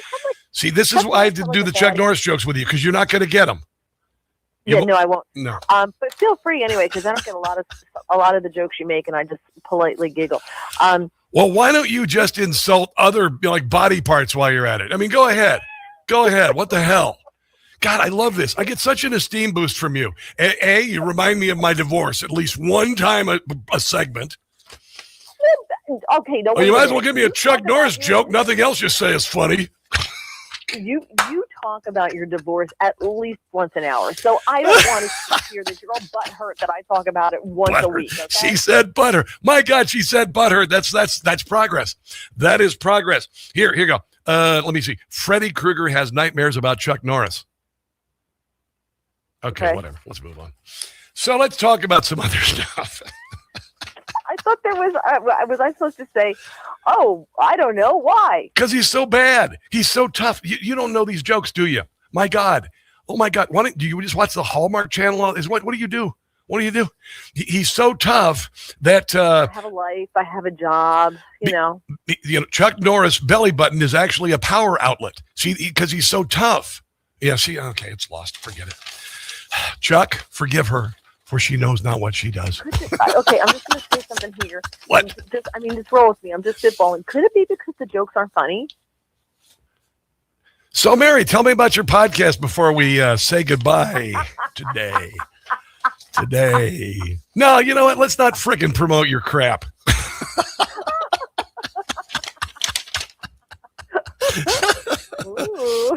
All right, so let's talk about it. You told me this story, and I think it's a great idea, by the way. Ruth's Chris Steakhouse cracking down on people wearing ball caps in the restaurant. You wear them in the bar, but don't wear them in the restaurant. What do you think? Well, it's not just ball caps. It's also gym clothes and something, pool attire, tank tops, clothing that has like offensive graphics or language on it. Yeah. Clothing that's too revealing. You can't expose your underwear, which apparently that's a problem. Yeah. And this apparently they've had this for a while, but they've only just started enforcing it. They were bought by a new restaurant group in 2023 that's trying to kind of up their image as more fine dining. Yeah. And you can't have fine dining when the guy walks in shorts, a tank top, and a backwards baseball cap. Yeah, it's ridiculous. And considering the amount of money you spend on a friggin' Ruth's Chris steak, and listen, they're the best steak. Ruth's Chris and this is not a plug, I'm not being paid. Ruth's Chris has the best steak because they cook it at like 1,500 degrees and it comes out sizzling. And if you're going to pay, what, $80, $100 for a tomahawk ribeye, $130, and then all the sides and everything, you're going to walk out for a couple with a bottle of wine, $400. It's something special about it. There's something special. I think it's great. I love it. I don't eat it Ruth's Chris very often unless the boss takes me. But, there's that. I've never eaten at a Ruth's Chris, so I couldn't tell you. Mary, the next time you're in DC, have somebody take you to Ruth's Chris. Not you? No frickin' way. No. No way. Wow, there goes that. The invitation to come visit me only goes so far, I guess. Yes. Let's talk a little bit about Six Flags instituting a chaperone policy for kids under 17. Makes a lot of sense because there are a lot of kids there without parents who behave like, freaks. And then also there's a lot of badness coming with spring break apparently this year as well. So I kind of thought these stories go together. Yeah. And I was watching what was happening in Florida. We all saw that, that insanity. Yep. And there seemed to be a lot of underage kids on the beach in Florida. My parents never, when we were in high school, there was no spring break. No. First of all, our parents didn't take us anywhere. Like nowadays, you got to take your kids skiing, got to take care of that. My parents were like, go read a book, or my mother would take us to the grocery store. Like there was no taking us anywhere for spring break. My parents were like, go, read a book, do some of your homework. You got a project, go do that on spring break. Yeah. There was none of that. They would never, ever, ever allow us to go to Florida. Who does this with a teenager? The same people who let their 12-year-old decide they can change sexes, I guess. Exactly. But the thing is we have lost a sense of decorum in this country. And I know I sound like I'm 10,000 years old and I'm going to keep the ball if it comes in my yard. But we were in a very, very, very, very nice restaurant on Sunday for lunch because we could never get dinner reservations and someone gave us a gift card and it's super expensive. And people, for the most part, were dressed nicely, but these two guys came in jeans with their shirts untucked, and they were not the shirts they're supposed to be untucked, and they just looked sloppy. Yeah, I know. And lunch cost us $113 Jeez, for lunch. Holy hell. Yeah, it was insane. But this is the thing, is like, we've decided that, wearing pajamas in public is totally fine. We've decided that dressing like a slob is apparently cool because I'm comfortable. And I think that affects your behavior. I really do. I think when you're in a suit and tie or a nice dress, whatever, you behave more of a human than you do when you're walking around in your slides and your pajama bottoms. There's nothing wrong with it. There's nothing wrong with decorum. There's nothing wrong with styling and profiling. Thank you very much. That's what what? Well, I was just going to say, when I was a kid, we used to go to Great Adventure, which is New Jersey, Six Flags. Yeah. And we went without our parents, and we were under 18 years old. But we didn't get arrested, and we didn't act a fool either. No, we didn't. You know what, for spring break, what my spring break was? When I parked the tractor and turned it off to go to bed. That was my spring break. Yeah, it was about like that. Seriously. You have no idea. My springs on a farm, by the way, is the worst thing in the world. You know why? Because the permafrost thaws, everything becomes mud and some sort of animal feces. I'm not a big fan of farm life in the spring. People in the city are like, oh, spring is so beautiful. Look at the trees. When you're on a farm in the spring, it is the worst thing in the world. It's the worst thing in the world. So I'm going to do one more story here real quick before we go to break. There's a panel at Ole Miss University on how media can regain public trust. Guess who one of the keynotes is? Brian Stelter. I got in a fight with him on X once. But he was very nice about it. I have to say, we disagree, but he was nice about it. But well, that's hilarious, right? I was going to say Joe Scarborough. That's what I was going to say, but you told me it's Brian Stelter. No. Yeah, so that's the problem, because these universities are liberal indoctrination centers. So they don't know what journalism is. They can't do who, what, where, why, when, and how. Right? Like, they just can't do that, because it is in every fiber of their being that they have to educate and enlighten the rest of us, because we're stupid and they're smarter than we are. Yep. So they have to tell us how to think, because otherwise we would think wrongly. Maybe you should panel a discussion on how to destroy a once great network that people actually watched. Maybe that. Let's take a break and come back. And we got more with Mary Walter on the other side of it. Mary Walter Radio, by the way. Just Google Mary Walter Radio. She'll show up everywhere. She'll show up on your toaster, for God's sake. Mary Walter Radio. Let's take a break and come back. This is the Rob Carson Show.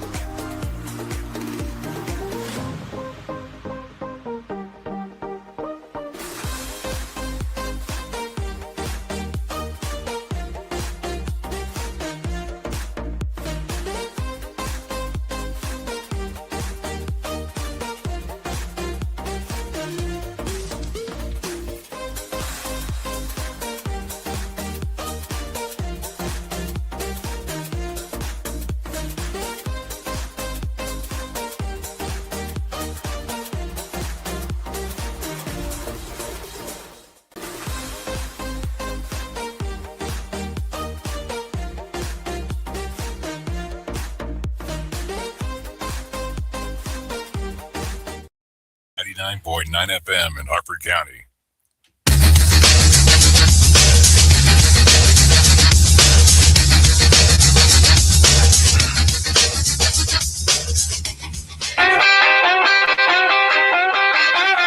It is the Rob Carson Show on the Newsmax hotline.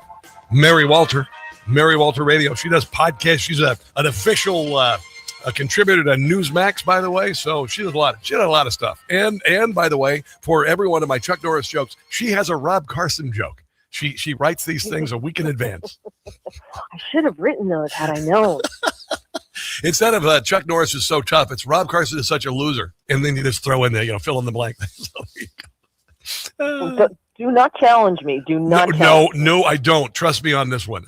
Trust me on this one. And Brian, my producer, he says, what would Chuck Norris do if he met Mary Walter? And I said, I think he wouldn't want to take you on in a battle of wits, I'll just say. You're the only person who could make Chuck Norris's self-esteem drop a few points. Listen, when you grow up with all brothers and they eventually get bigger than you, have to be able to beat them with something. So I always used to tell my brothers, I always used to tell them, okay, you may be bigger than me and can beat me, physically, but I can beat you mentally. And fortunately, it's not that hard. Yes. Well, my mom was the same way. She was 5 feet tall. But she could not only beat you, she could destroy a room with one line, just people falling on the floor laughing because she was hilarious. But also my brother Dwight was 6'9" and 350 pounds. And she could take one of his fingers and have him on his knees. Just like she just take a finger and just the way she hand the finger and he's like, uncle. That was my mom. She was Chuckette Norris or something. I don't even know.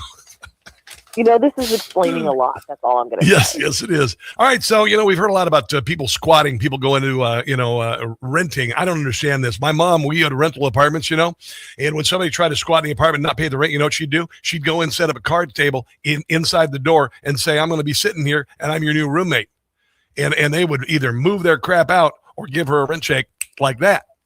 But anyway, Tallahassee Memorial Hospital. It depends on the state, though, right? It depends on the state because a lot of states.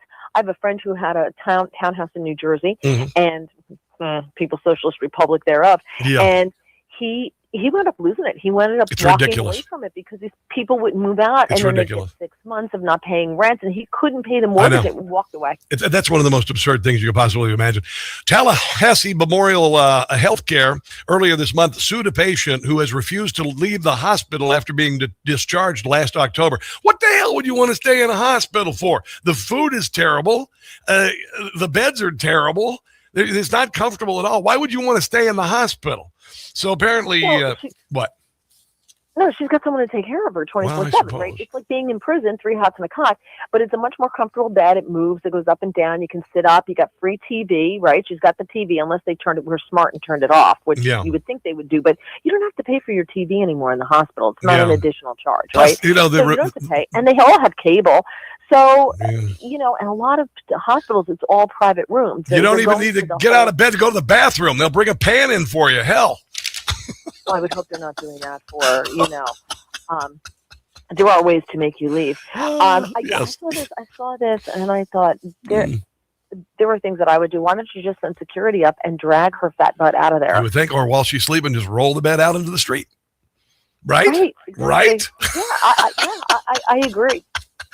I think it's fantastic. So, I just think this is a dumb trend. A lot of people are doing these cold plunges, and they got these cold plunge tubs. They sell them at Costco. They got a cold plunge tub. It's the dumbest thing in the world. Why would you want to do the thing that killed Jack in Titanic, for God's sake? There you go. I'm going to go. It's the dumbest thing ever. Well, guess what? They're wrong about it. It's the dumbest thing. It's not good for you. They just got a new study. It says it's not good for you. It makes your muscles actually shrink up and other things. Well, we all know about the other thing. We all saw the Seinfeld episode, right? Yes. But I swear it was cold.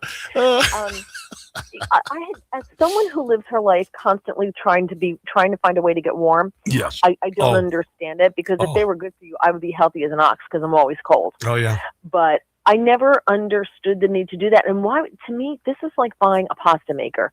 It's trendy. You're going to have it. You're going to make one batch of pasta, and then you're never going to use it again. Right? And this is the same thing. Except it's going to be like a big thing that's in your backyard. And it's trendy for a couple of weeks, couple of plunges, and then you get tired of making ice. Yeah, because that's a chore in and of itself to make enough ice for the damn thing, and then it's on the street, free at the bottom of the street with a sign on it that says free. And there's a creek right down there. Go jump in it.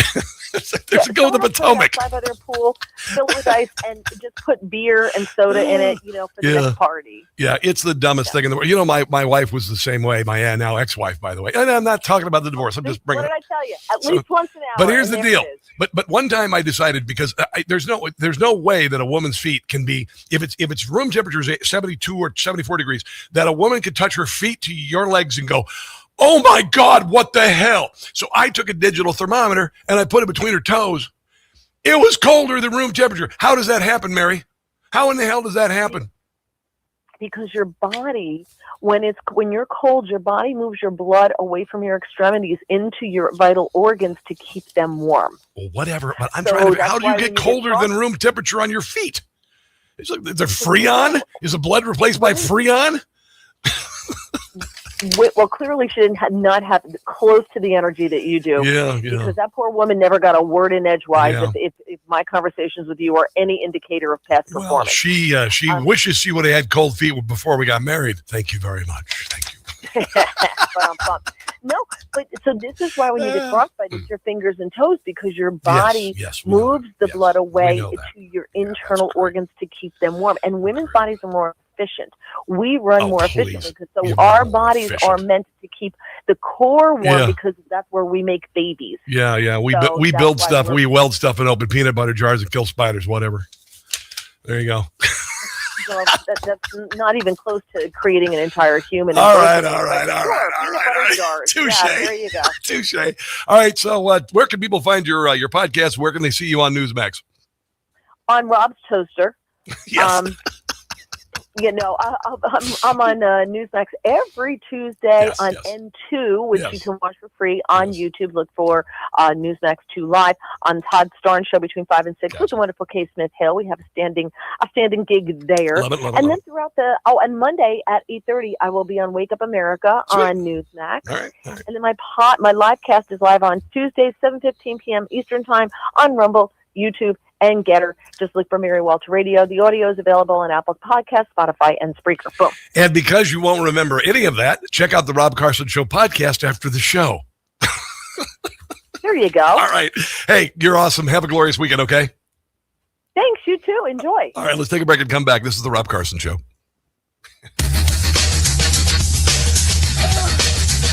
Oh, my God. Is she funny? Kaleo. Yeah, I love Kaleo. I know Kaleo.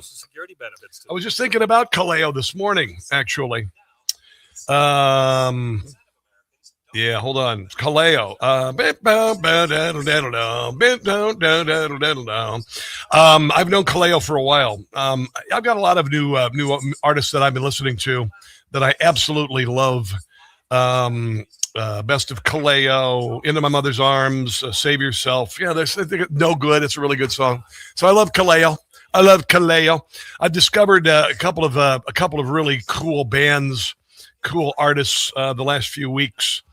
I won't get into it right now. You don't care. Anyway, I'll post it on social media if I get a chance to. Hi, Chief Sinbad. I think you're new. Why does Mary take this abuse? Dude, she abuses me. What the hell are you talking about? Can I get an amen from the rest of you guys? Who does the abuse on the appearance with Rob Carson? Mary Walter or Rob Carson? Mary Walter, I'm the punching bag for her. And then that's why it's funny. Because you see, normally I'm in charge. It's my show. And then here comes Mary Walter with a jab, knock me on my butt. That's a convention of comedy, you all. I don't want to give away a secret, but it just works. It just works well. So there's that. What am I going to talk about next here? Oh, I got a song parody. Let's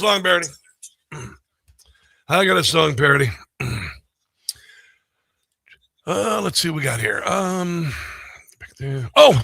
Yes. It's cat lady time. Cat lady, tear here, I'm cat lady down. No, I'm going to do the Khomeini song, and then I'll do the cat lady next hour. That's a good idea. Here we go. Here we go. Get 250.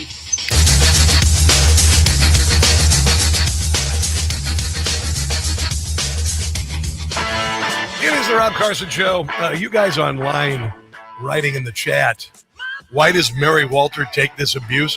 Are you kidding? She abuses me on Friday. I'm a punching bag on Friday. What are you talking about? When I have Mary Walter on, she kicks my butt every week.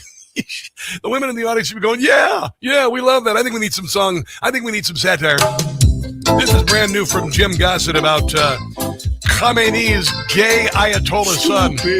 Khomeini's son Cardboard. was not his number one. He thought Mojtaba was quite dumb. We haven't not seen to him. mention a bum. Did not want him to lead. Say he can't even read. Mojtaba's IQ is quite low. He's made of cardboard. The Ayatollah thought his boy was not very smart. He wanted to tell him but did not have the heart. Wouldn't have promoted him anyway. Help. Because he is gay. Dancing with other men. Prancing around the den. Humiliating to his pop. He wanted him to stop.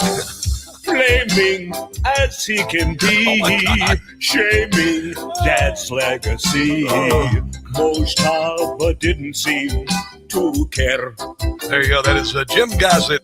Patreon.com, Jim Gossett Comedy. Patreon.com, Jim Gossett Comedy. If you can help him out, give him $10, $20 a month, whatever you want to do. He's going to send you a couple songs. That's one of the songs he did today. He did another song earlier I played, and you can hear them on the podcast, or you can get a membership with Patreon.com and support Jim Gossett, because I got to tell you, and I know I say this, but he's one of the most brilliant people I've ever worked with, and I've never run other people's comedy on my show. In all of my years of broadcasting, I've only run my comedy. But I trust him enough, and I know his stuff is going to be that good. And there are some times where I am his Salieri. All right, he's the Mozart, and I'm the Salieri, and I'm over going, God dang it, all this. But then I write some comedy too. So he's amazing. He is amazing. It's a blessing to have him on the show, because we're the only show who does this. There's no other conservative talk show in America who does comedy. Nobody. I'm not saying we got to do it all the time. We live in serious times, but you know what? Sometimes it's nice to laugh instead of being all stressed out, right? Hour number 3 of the Rob Carson Show is right ahead. Don't go anywhere.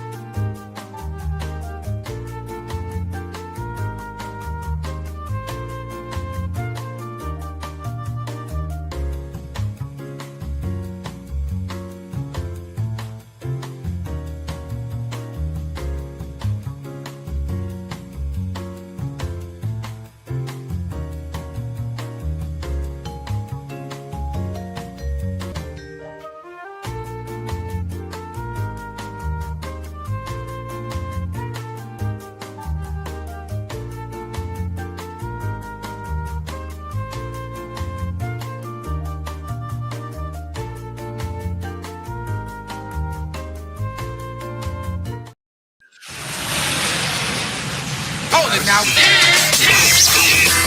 you are about to hear the most interesting, informative, thought-provoking, and funny show in America. On air and on the World Wide Web. This is the Rob Carson Show. And by the grace of God, it is finally Friday. First day of spring. I even told you, you already knew it, but, the first day of spring, for crying out loud. And we got some spring-like weather where I am. I hope it is that way where you are. We here in the D.C. area, I live in the Washington, D.C. area now. And, a lot of times you have superstitions when it comes to sports. You wear the same socks for the entire season or whatever. And here I made the mistake of about 2 months ago saying, this is going to be pretty mild weather. And then, of course, we got hammered with like a 15-inch snowfall, then an inch of rain on top of that. So ended up kind of being a kind of rough winter in this area. Not dreadful, by the way, not dreadful. I'm going to silence my phone here for a second. Anyway, Chuck Norris passed away, so I'm opening almost every break with Chuck Norris jokes. So that's what I'm going to do today. So here you go. You ready? Chuck Norris invented airplanes because he was tired of being the only person who could fly. Chuck Norris, I already did that one. Chuck Norris cowboy boots are actually made with real cowboys. Chuck Norris can start a fire with ice cubes. It was pretty good, right? He was 86 years old, by the way. He was an amazing guy. Hold on. Chuck Norris once kicked a coal mine and it turned into a diamond mine. And Chuck Norris plays dodgeball. The ball dodges him. There you go. There's some of the Chuck Norris was exposed to coronavirus. The virus is now in quarantine for a month. There you go. So Chuck Norris had a glorious long life and became legendary. Maybe you have one of his pieces of exercise. I'm doing morning kick now. I got a friend. Her name's Nikki, and she was never a stripper. I know it's crazy, but I have a friend named Nikki, and she said, "Have you tried Chuck Norris morning kick?" And I said, no. And she told me about Chuck Norris morning kick. I just started it last week. I don't know if I really see any results, but Chuck Norris, I got a Chuck Norris product I ordered last week. It's kind of cool. So this is kind of interesting. This is a Heritage Foundation talking about what Congress is doing now that the TSA shut down and the airports, the lines are absurd. And I'm just grateful that I don't have to fly in this nonsense right now because honestly, flying coach sucks anyway. I don't know why people like Southwest Airlines. It's like, oh, wait, hold on. I could be the first person to sit in the uncomfortable seat for the longest amount of time when I'm number 1 through 20. Really? Really? Really? Why would you want to be first on a plane where the seats are 18 inches wide and my shoulders are 24 inches wide? Why would you want to be there the first? No, it's like arriving an hour early for church. No, my mom made me do that. Anyway, this is Heritage Foundation talking about what members of Congress are doing while we suffer. There are reports in social media that the airlines are escorting members of Congress around the long TSA lines. In no world should members of Congress make themselves exempt from what they're subjecting their constituents to. And so that means not skipping the lines. They should wait like everybody else. And then see how quickly they decide to fund DHS. What is ironic about it is ICE has 4-year money as well as Customs and Border Protection. Yes, they do. Through the One Big Beautiful Bill. And so despite those two components of DHS being funded, the Senate Democrats, by refusing to fund all of DHS, they are thereby punishing the other component. Yeah, you know what? It's going to bite them in the rear end. By the way, require members of Congress to wait in TSA lines like everyone else, John Cornyn says. John Cornyn is trying to get the endorsement of Donald Trump, I guess. But yeah, he wants to make sure that members of Congress wait in the same airport security lines as everyone else. What a pain in the butt flying is. Oh, my God, I hate flying. I always thought, like Rush Limbaugh had a private jet, right? I would never spend, even if I had the money, $60 million on a private jet or whatever, $30 million or whatever. Because I think, it's like, okay, well, I could fly first class the rest of my life, maybe, 10 times a year if I don't travel very often. And it would be $100,000. And I'm going to go ahead and spend $60 million on an airplane. I never understood that. Sorry. They got this TSA pre-check. You can walk around the lines. I got that. But I would rather just fly first class, or business class. I've never flown business class. Have you flown business class? I think business class would be pretty good.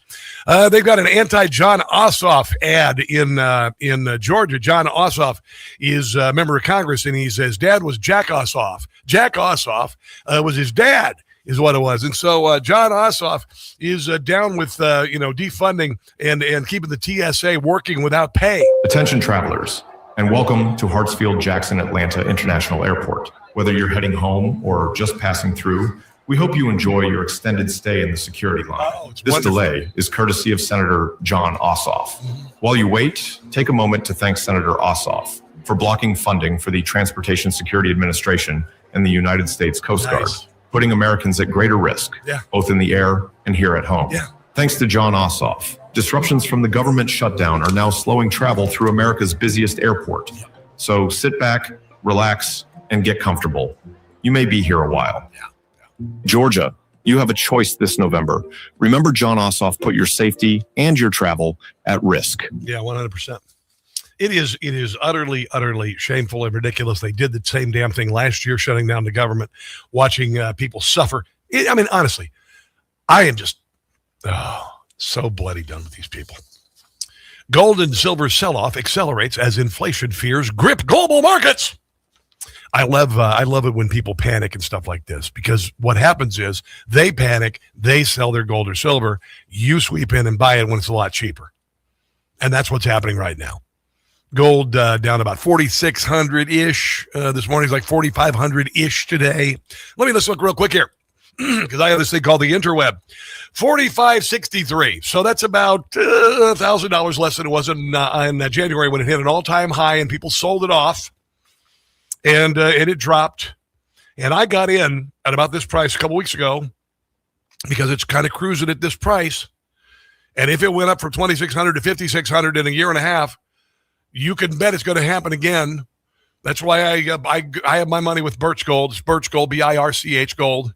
There's a lot of them out there. Everybody's talking about different gold companies. I trust Birch Gold. I don't just talk about it. They got my money. They have my money. I don't have a lot of money.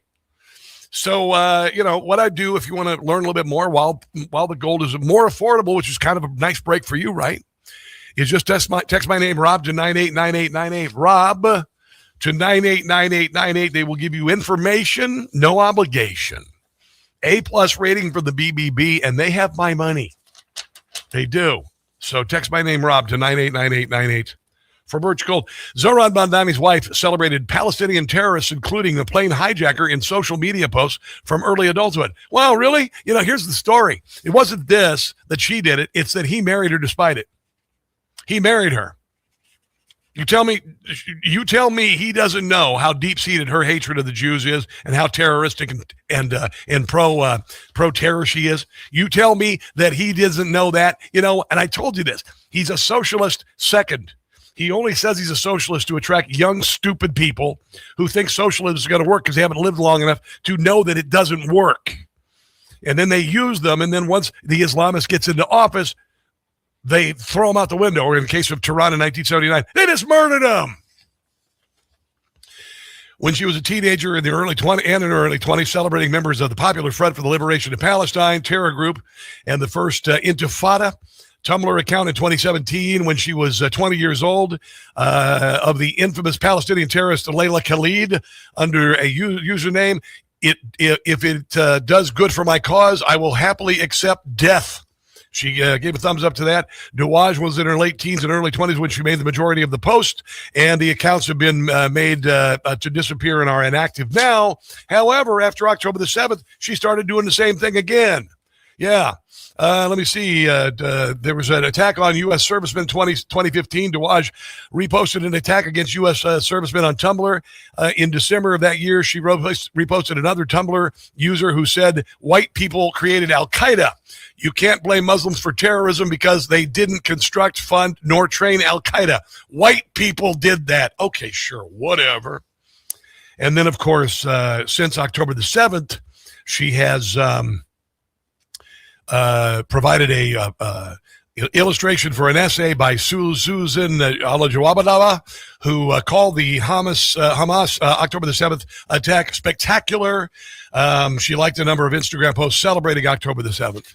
So, I told you what he was. I told you he's Marxist, a communist second. He's Islamist first. And what do Islamists do to get into power? They lie. They lie. They claim that the Quran allows them to lie about anything. Yeah. He's an Islamist. He's an Islamist first. And, all we do is hope for the better. Homeboys, hillbillies, Hebrews, got to come together to save America. Let's take a break and come back. This is the Rob Carson Show.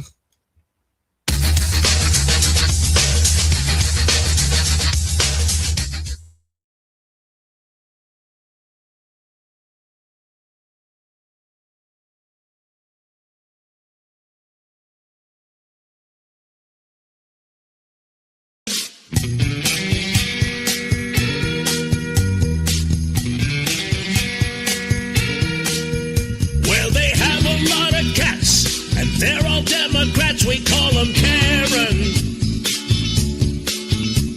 They have a whiny voice. They are all pro-choice and mostly barren. They're cat ladies. Whoa, they're cat ladies. Talking about some miserable ladies who have clearly lost their minds. These Karens don't like ice. They often pay a price, mistakes they're making. Karenism is their curse. Could go to jail or worse for their law breaking. They're cat ladies. Don't have a child, they're cat ladies. Talking about some miserable ladies who are out of their minds.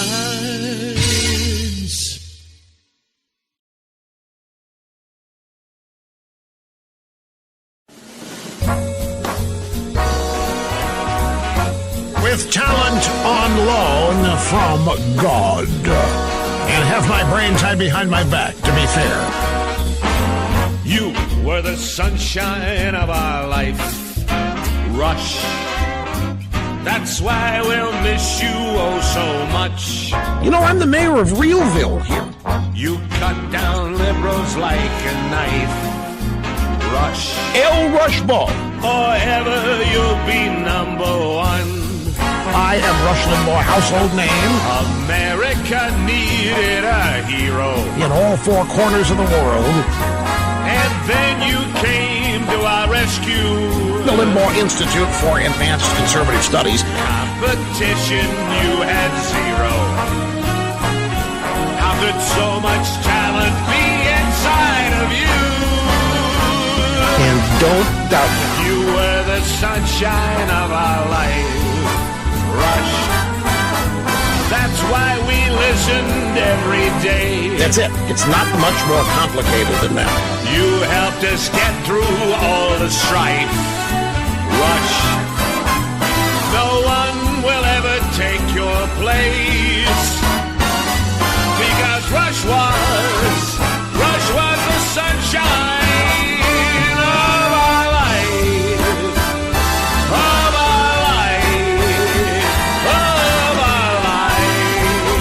Surpassing all audience expectations every day behind this golden EIB microphone.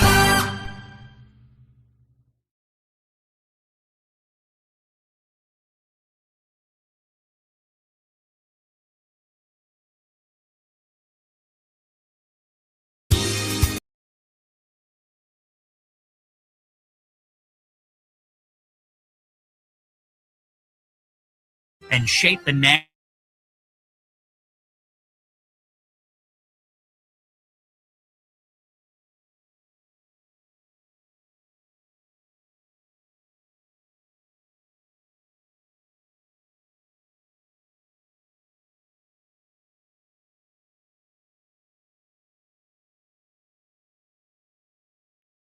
FM in Harford County. Diggy.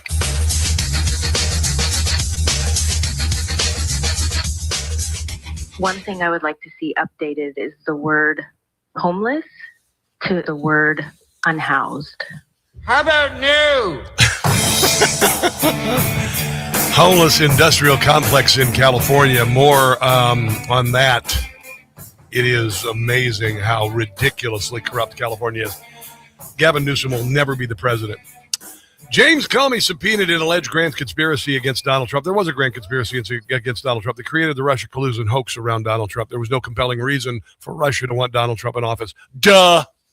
I said it when it was happening in 2015, 2016. I said, why would Russia want a hawk on defense and a hawk on energy and a hawk on America in office when they'd already bought and paid for Hillary Clinton? Duh. Dear Lord, whoever had thought that, yeah, Donald Trump's working with Russia. Yeah, okay, sure.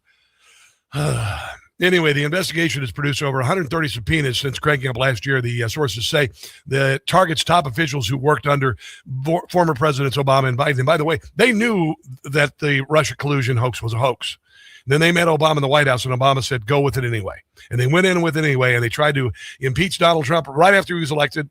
It haunted him through his entire administration until the $40 million on a stupid investigation of nothing. There was nothing to investigate. I don't know how you spend $40 million to investigate nothing. Who the hell are you billing for your legal work finding nothing? What a colossal pile of, my God. The Comey subpoena issued last week relates to his alleged role in the drafting of the 2017 intelligence community assessment concerning Russia's election interference that supposedly advantaged Trump. But it didn't, because it was all a lie and it was made up. Here's John Solomon. Just a few minutes ago, we got word of a new development in the accountability investigation involving Russia collusion. As the FBI Director James Comey has been subpoenaed in an investigation into the creation of the Intelligence Community Assessment. That's the document that said that the Intelligence Community assessed that it was Russia's intent to help Donald Trump win the 2016 election. As we now know, that was highly disputed. No, it was absolutely, it was crap. I'll just go ahead and say it there, John. It was a bunch of crap. May have been based significantly on the very discredited Steele dossier. Yeah, of course. If there's going to be any charges brought in that case, they've been focused on maybe John Brennan, his testimony, whether his emails and his testimony match up on that. James Comey would be an important witness in that. But they put us through hell. They put Donald Trump through hell. They put Donald Trump through his family, weaponizing the legal system against him, surveilling members of the Trump administration, surveilling people who weren't even part of the Trump administration, surveilling conservatives, my God, doing fishing expeditions. Our country really became quite evil. The departments of our government, the IRS, the FBI became really evil, really dark, wanting to put people in jail for their politics for no other reason. How could you live with yourself? How could you live with yourself? Putting someone in jail who was not guilty of a crime. They did it. They did it. They did it to a whole lot of January the 6ers. Yeah, I said it. I can say it now. It's not disinformation. Kiss my butt. They kept people in jail for 4 years, moved them around a dozen times without a trial. 4 years. Ridiculous. Honestly. Bourgeois proletariat, Bastille, baby. That's what it's all about. That's what it's all about. Absolutely ridiculous. Here is the great Mike Davis, Article 3 Project, talking about the subpoena. Since the Mar-a-Lago raid, and it's very clear that these lawfare Democrats politicized and weaponized our law enforcement. They raided the president's home for the first time in history for nothing. And intel agencies to take out presidential candidate Donald Trump with Crossfire Hurricane. When they failed to do that, they tried to sabotage his presidency. They rigged and stole the 2020 election. You can't say that. It's disinformation. Yeah, you can. Declassified Crossfire Hurricane before he left office and took his copy of his presidential records. They did the Mar-a-Lago raid to cover up this conspiracy. If this conspiracy ends up being true, which I suspect it will, this is the greatest scandal. Yeah, in history. Unbelievable. Until there's California. California is so beyond corrupt, up to, $500 billion is what Steve Hilton is saying. He's running for governor. He's come up with a new an acronym for California. Very simple 4-letter word. It's called MAGA, and it stands not for Make America Great Again, like the president would say, but the guy who's obviously on a presidential campaign right now across the country, Gavin Newsom, MUGA stands for Most Useless Governor in America. Yeah. And that's Gavin Newsom. Yeah. Because California has the worst results of any state in America. We have the highest poverty rate, the highest unemployment rate, the highest cost of living, highest gas prices, highest cost for everything, insurance, housing, water. Yeah, it's a joke. It's a joke. It's what Democrats do. It's what communists and Marxists do. James O'Keefe was out in, I believe this is San Francisco, and he noticed that there's these centers that apparently pay potential voters pass referenda for requiring signatures by giving homeless people and drug addicts a little bit of money on the side. And James O'Keefe discovered this. This is just, I don't even know where to start. I don't even know where to start with how corrupt our governments are, not only in our nation's capital, but also in particularly Democrat states. The petitioner, Brenda Brown, hands cash money to the homeless person, not only for signing the California ballot initiative, but also as payment for them to register to vote. Yeah. Now, because you haven't registered, I need to register you so I can get paid too. I'm paying you guys, I need to get paid. Come on. That is a federal felony. Yep. And it didn't just happen once. It happened over and over and over again. We personally witnessed and covertly filmed this happening at least 28 times over the span of our investigation. And that is just in Los Angeles. Many of the homeless have zero understanding of what it is that they're actually signing. But what is that petition for? You know what the petition for? The petitioners instruct the homeless to enter made-up addresses like Pinocchio Lane, and all of this occurring just outside the front doors of shelters and NGOs such as Weingart Center, which have received hundreds of millions of dollars in government money. Yeah. It's a shakedown, man. It's a shakedown. Here's a little more from James O'Keefe. I reposted this on my Twitter, by the way, at Rob Carson Show. As the NGOs pretended to be the police in order to intimidate us, I began to wonder whether we're still living in America. Mm-hmm. The Department of Justice has been sent these tapes of election fraud, cash exchange for voter registration happening in broad daylight. And we have informed the Department of Justice there are more tapes coming. There will be a new tape dropping every day until someone is arrested or indicted. George Washington said the administration of justice is supposed to be the firmest pillar of government. But if democracy is for sale and there is no accountability as a result of this video, it doesn't matter who is elected. And Democrats don't want to require ID. And Democrats fund these NGOs that basically register Democrats, get Democrats elected. All of the obviously bringing 20 million illegals over the southern border. I mean, honestly, the Democrat Party is not a force for good at all. And I hope that if there are some good Democrats within an earshot of this here radio program, that you'll consider, saying, maybe we ought to do something else. Maybe we ought to do a little course correction, because honestly, right now, the people who are in charge, I mean, I would think that if you have a soul, if you're a good and decent person, if you have a moral compass, you would look at the Democrat Party with their wanting to transgenderize children and, bring in illegals and load them up with free stuff to vote. I kind of want to go the other direction. That's just me, though. That's just me, because I have a soul and a conscience. Let's take a break and come back from Hollywood and Toto. Christian Toto up next. Don't go anywhere.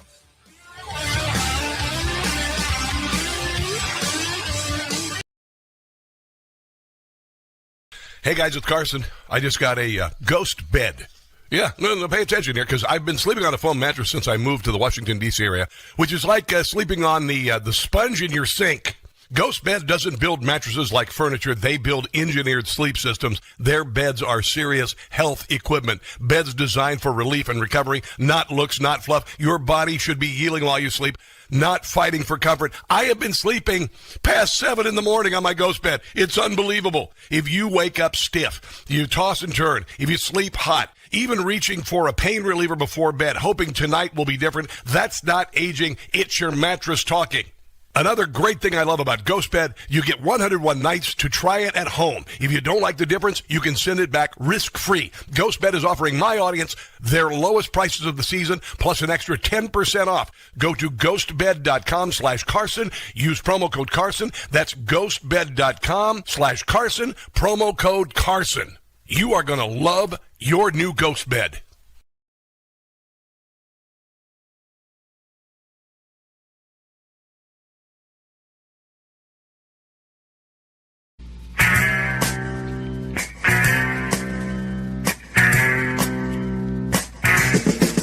Tim Walz is a lefty who's ruined his state. Now he wants our children to self-mutilate. His policies are disgusting and lewd. And now he says schools have to include tampons in the boys' room. Tampons in the boys' room. Tim Walz and Kamala, a couple of fools. And everybody knows that liberals want to ruin schools. Tim allowed his cities to be burned by BLM. Criminals, illegals, they can count on Tim. His uniform, Tim was disgraced. He really crossed the line the moment that he placed tampons in the boys' room. Tampons in the boys' room. Tim Walz is a comic. Kamala is too. And everyone should know the damage that these two could do.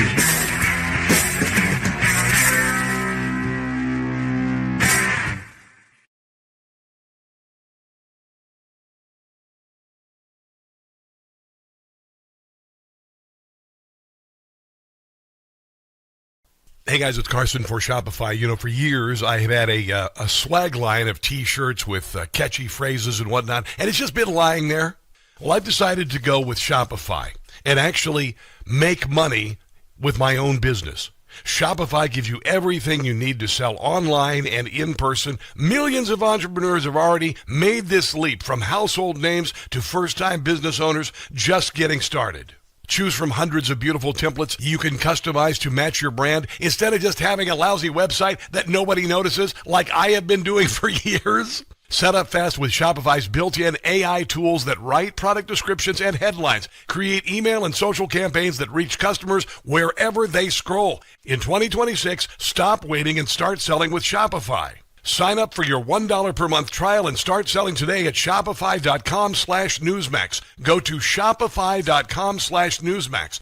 Make building a successful business your 2026 New Year's resolution.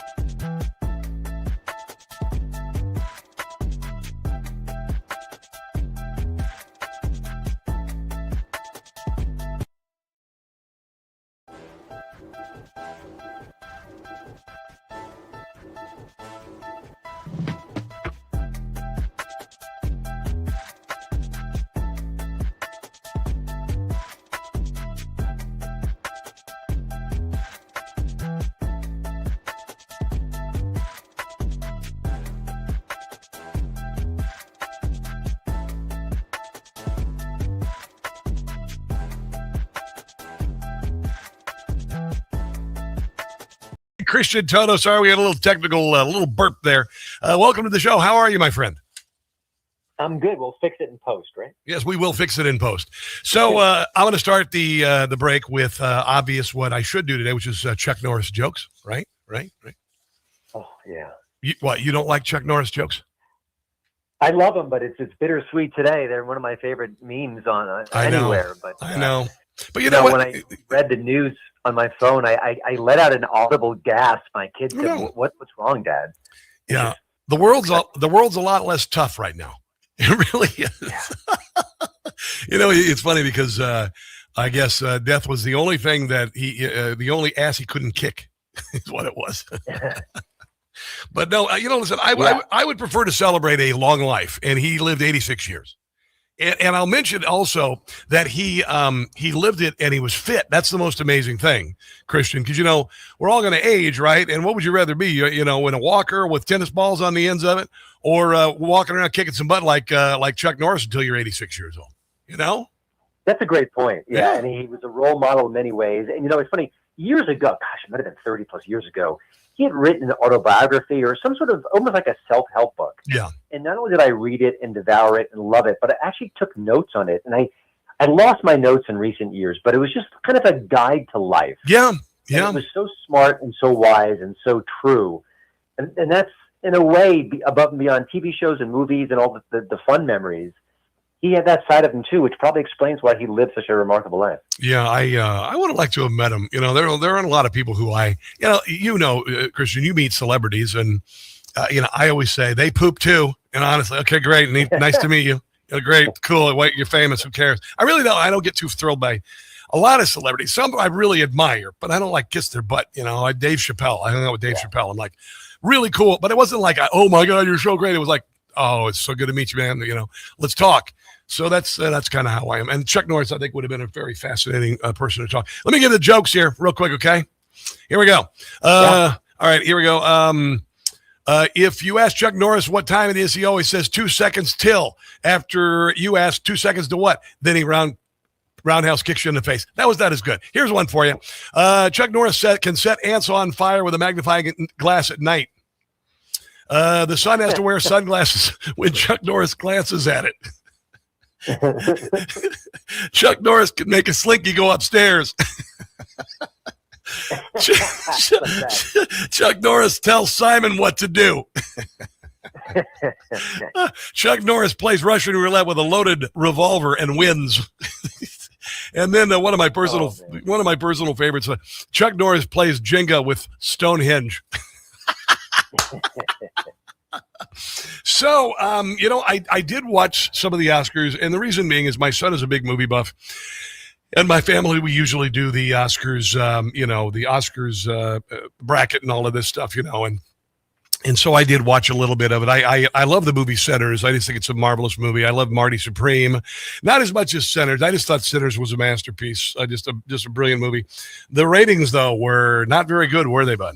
Not very good at all. No, I think it was 9% they dropped. It's not a surprise, and it may get worse next year because people have long memories and they remember that the show was as political as it was a few years ago. It was getting better for a little while. Even last year they diminished some of the politics, but it was really front and center.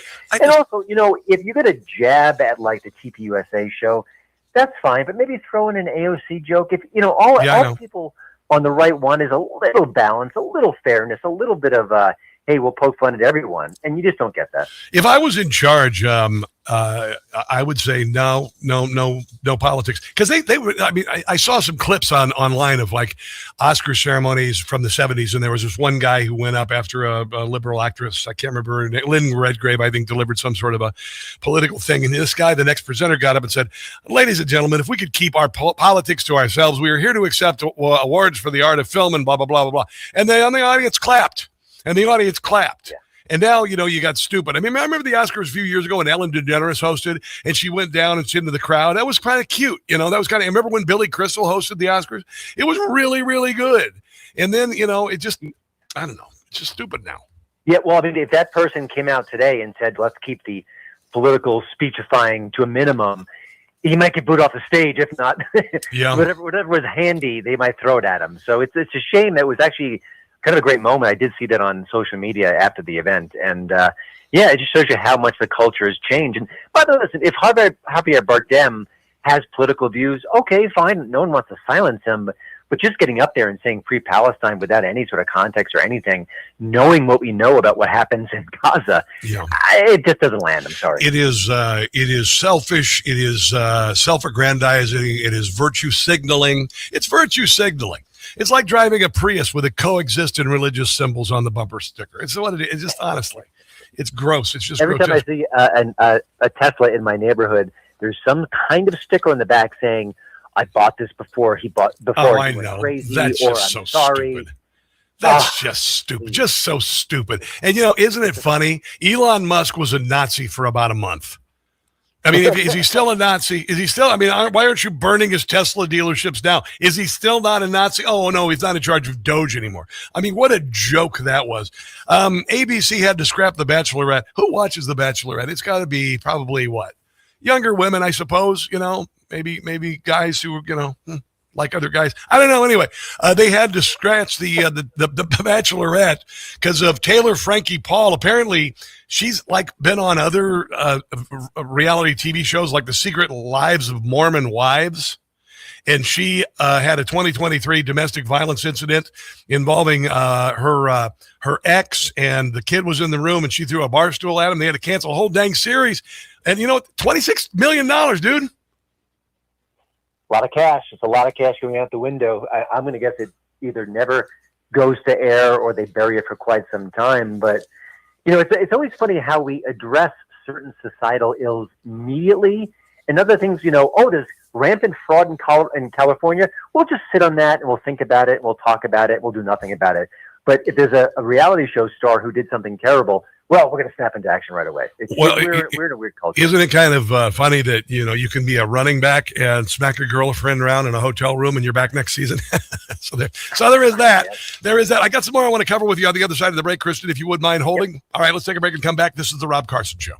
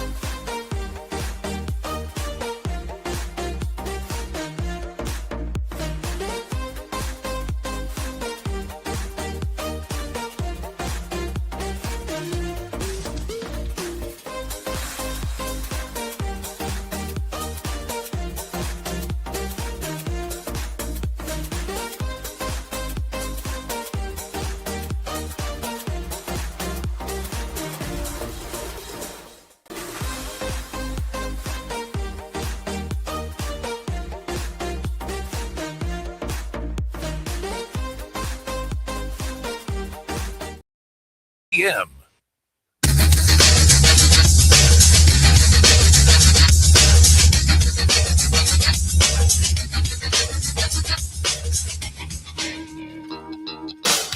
It is a Friday edition of the Rob Carson Show. Christian Toto on the Newsmax hotline. When Chuck Norris was born, he drove his mother home from the hospital.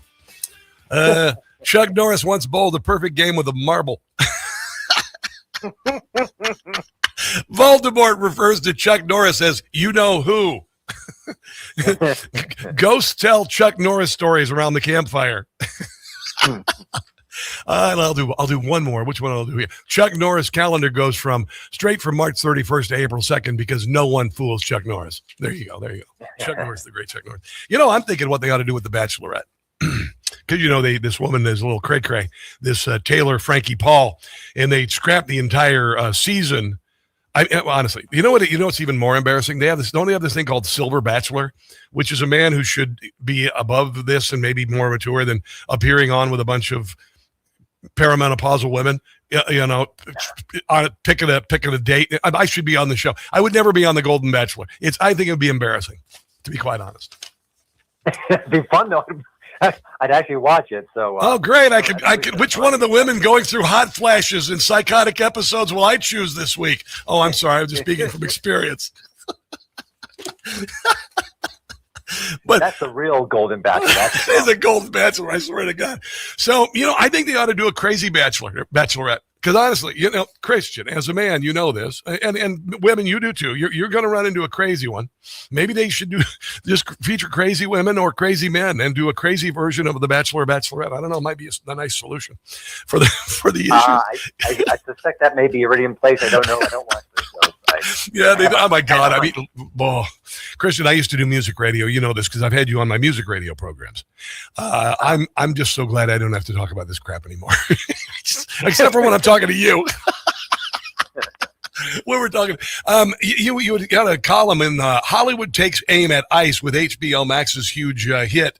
Both The Pit and Matlock, oddly enough, are going after immigration. This is to me, this is like virtue signaling at the awards ceremony. I just don't think it's a good idea.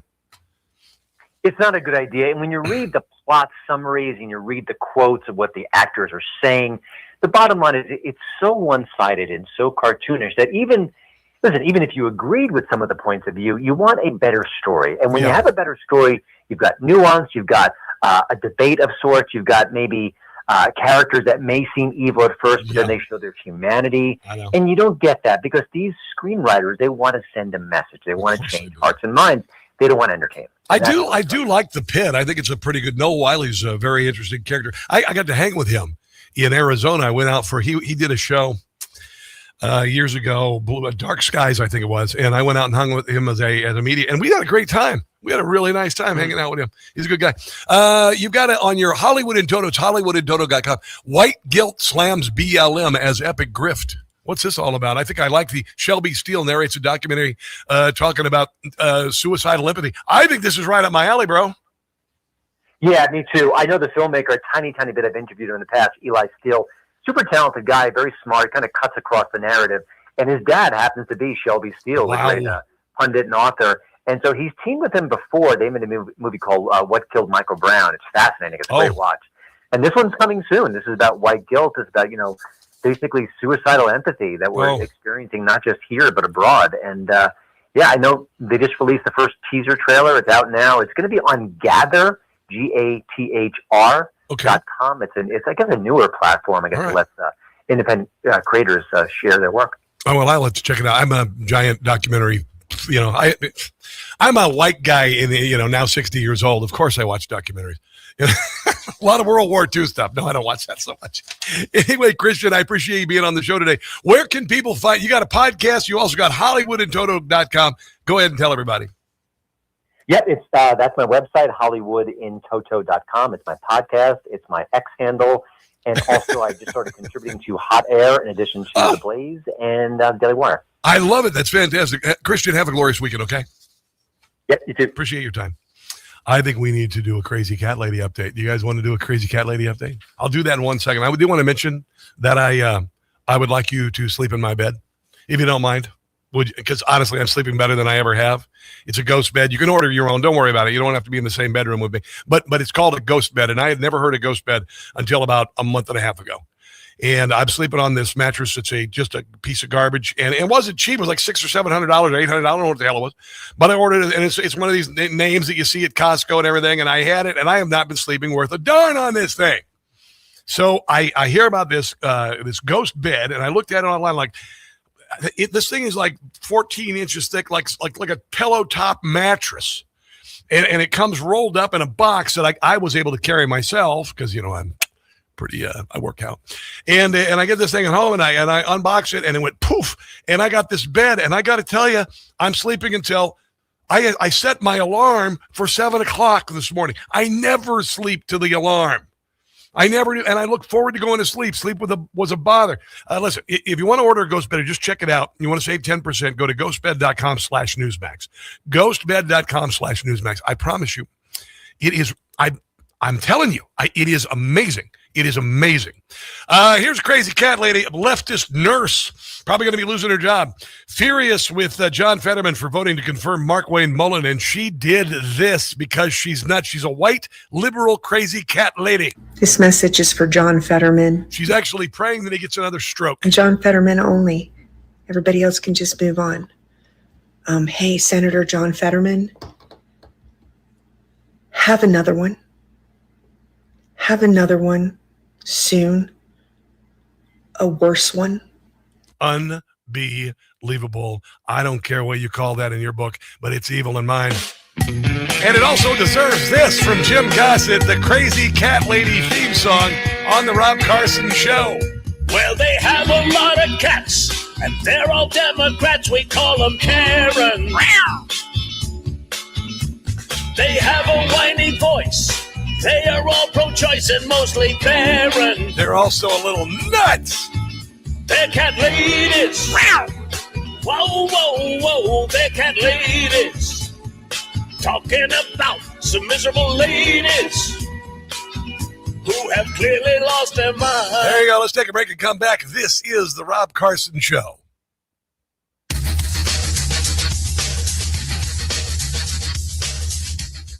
Hey guys, it's Carson from Birch. Hi guys. In 2006, 20,000. How you doing, Dookie Bear? How about you, Gary Madden? What's going on? Good to have you guys watching today. Are we having fun? I think we're having fun. About $165,000. I'm having fun. Smart Americans diversify a portion of their savings into precious sad metals. about That's Chuck why Norris, you need but to he had a long consider life, buying man. gold I'd from love my to live friends to at be Birch 86 Gold. years old. For thousands of years, That's the gold thing has I been a mentioned about store this. of This wealth. guy, Today, it's a crucial he part died of at 86 any years old, but he balanced was strategy. where you want to be when Even you're better, 86 Birch years Gold old. can You help want you to be convert an healthy-wise, existing IRA right? or 401k And then when into it a happens, it happens. tax-sheltered Then you do retirement account in Unless, gold. Just text my name, Rob, to the number 989898 to receive free information on gold. There's no obligation. Anyway, just useful information. Tens of thousands. We got Winter Soldier. Let Birch Gold help you diversify with gold. Now that's peace of mind. We're glad to have you, Rita in Tennessee. Gladys Kravitz. Again, text my name, the original Karen. 989898 Gladys Kravitz was the original Birch Karen. Gold. You know that, right?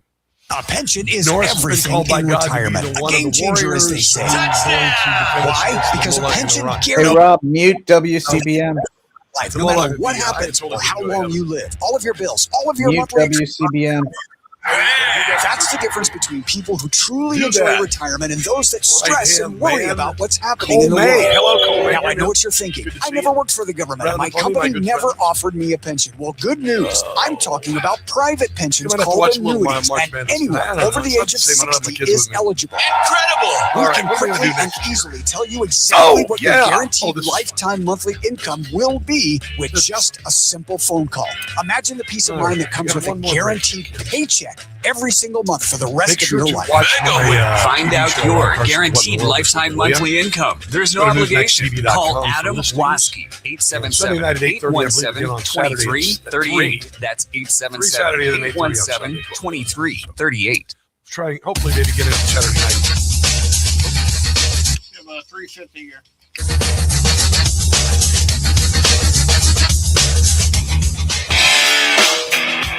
Show Me How to Live.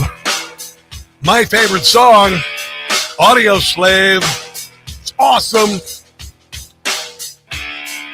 Tom Morello on the guitar, and 1, 2, 3, 4. Kick it.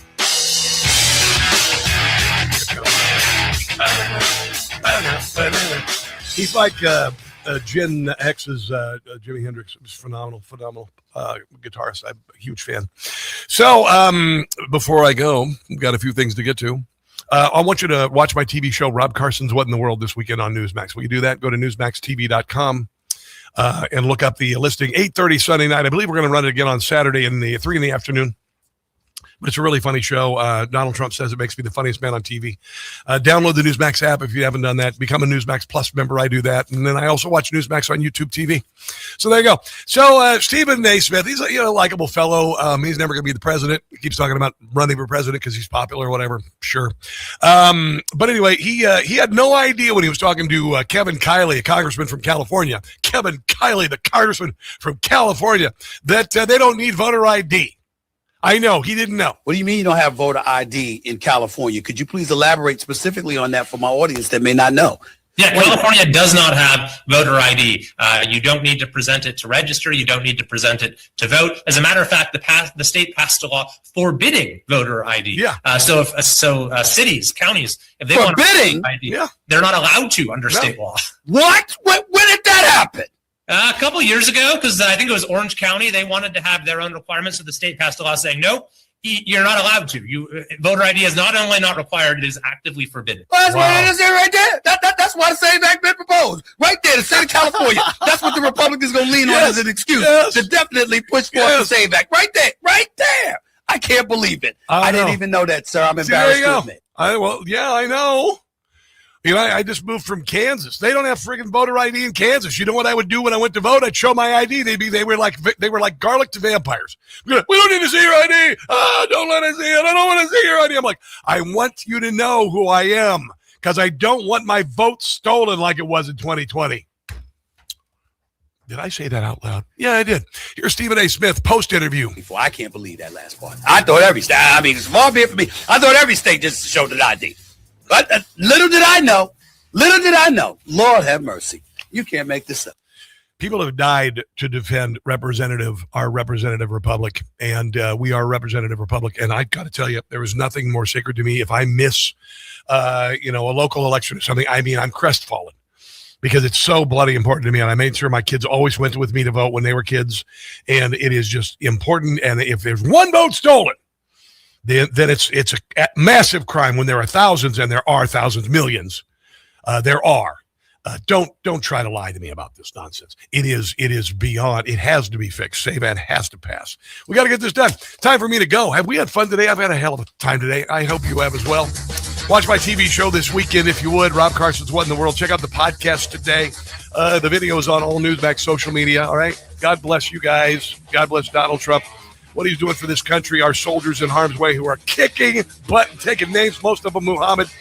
And until Monday, do not catch the stupid. I love you guys. I'll see you. All right, Rob, you have a good weekend. Yeah, good job today, Brian. Information. Truth. Is freedom. Is Newsmax. It's real news for real people.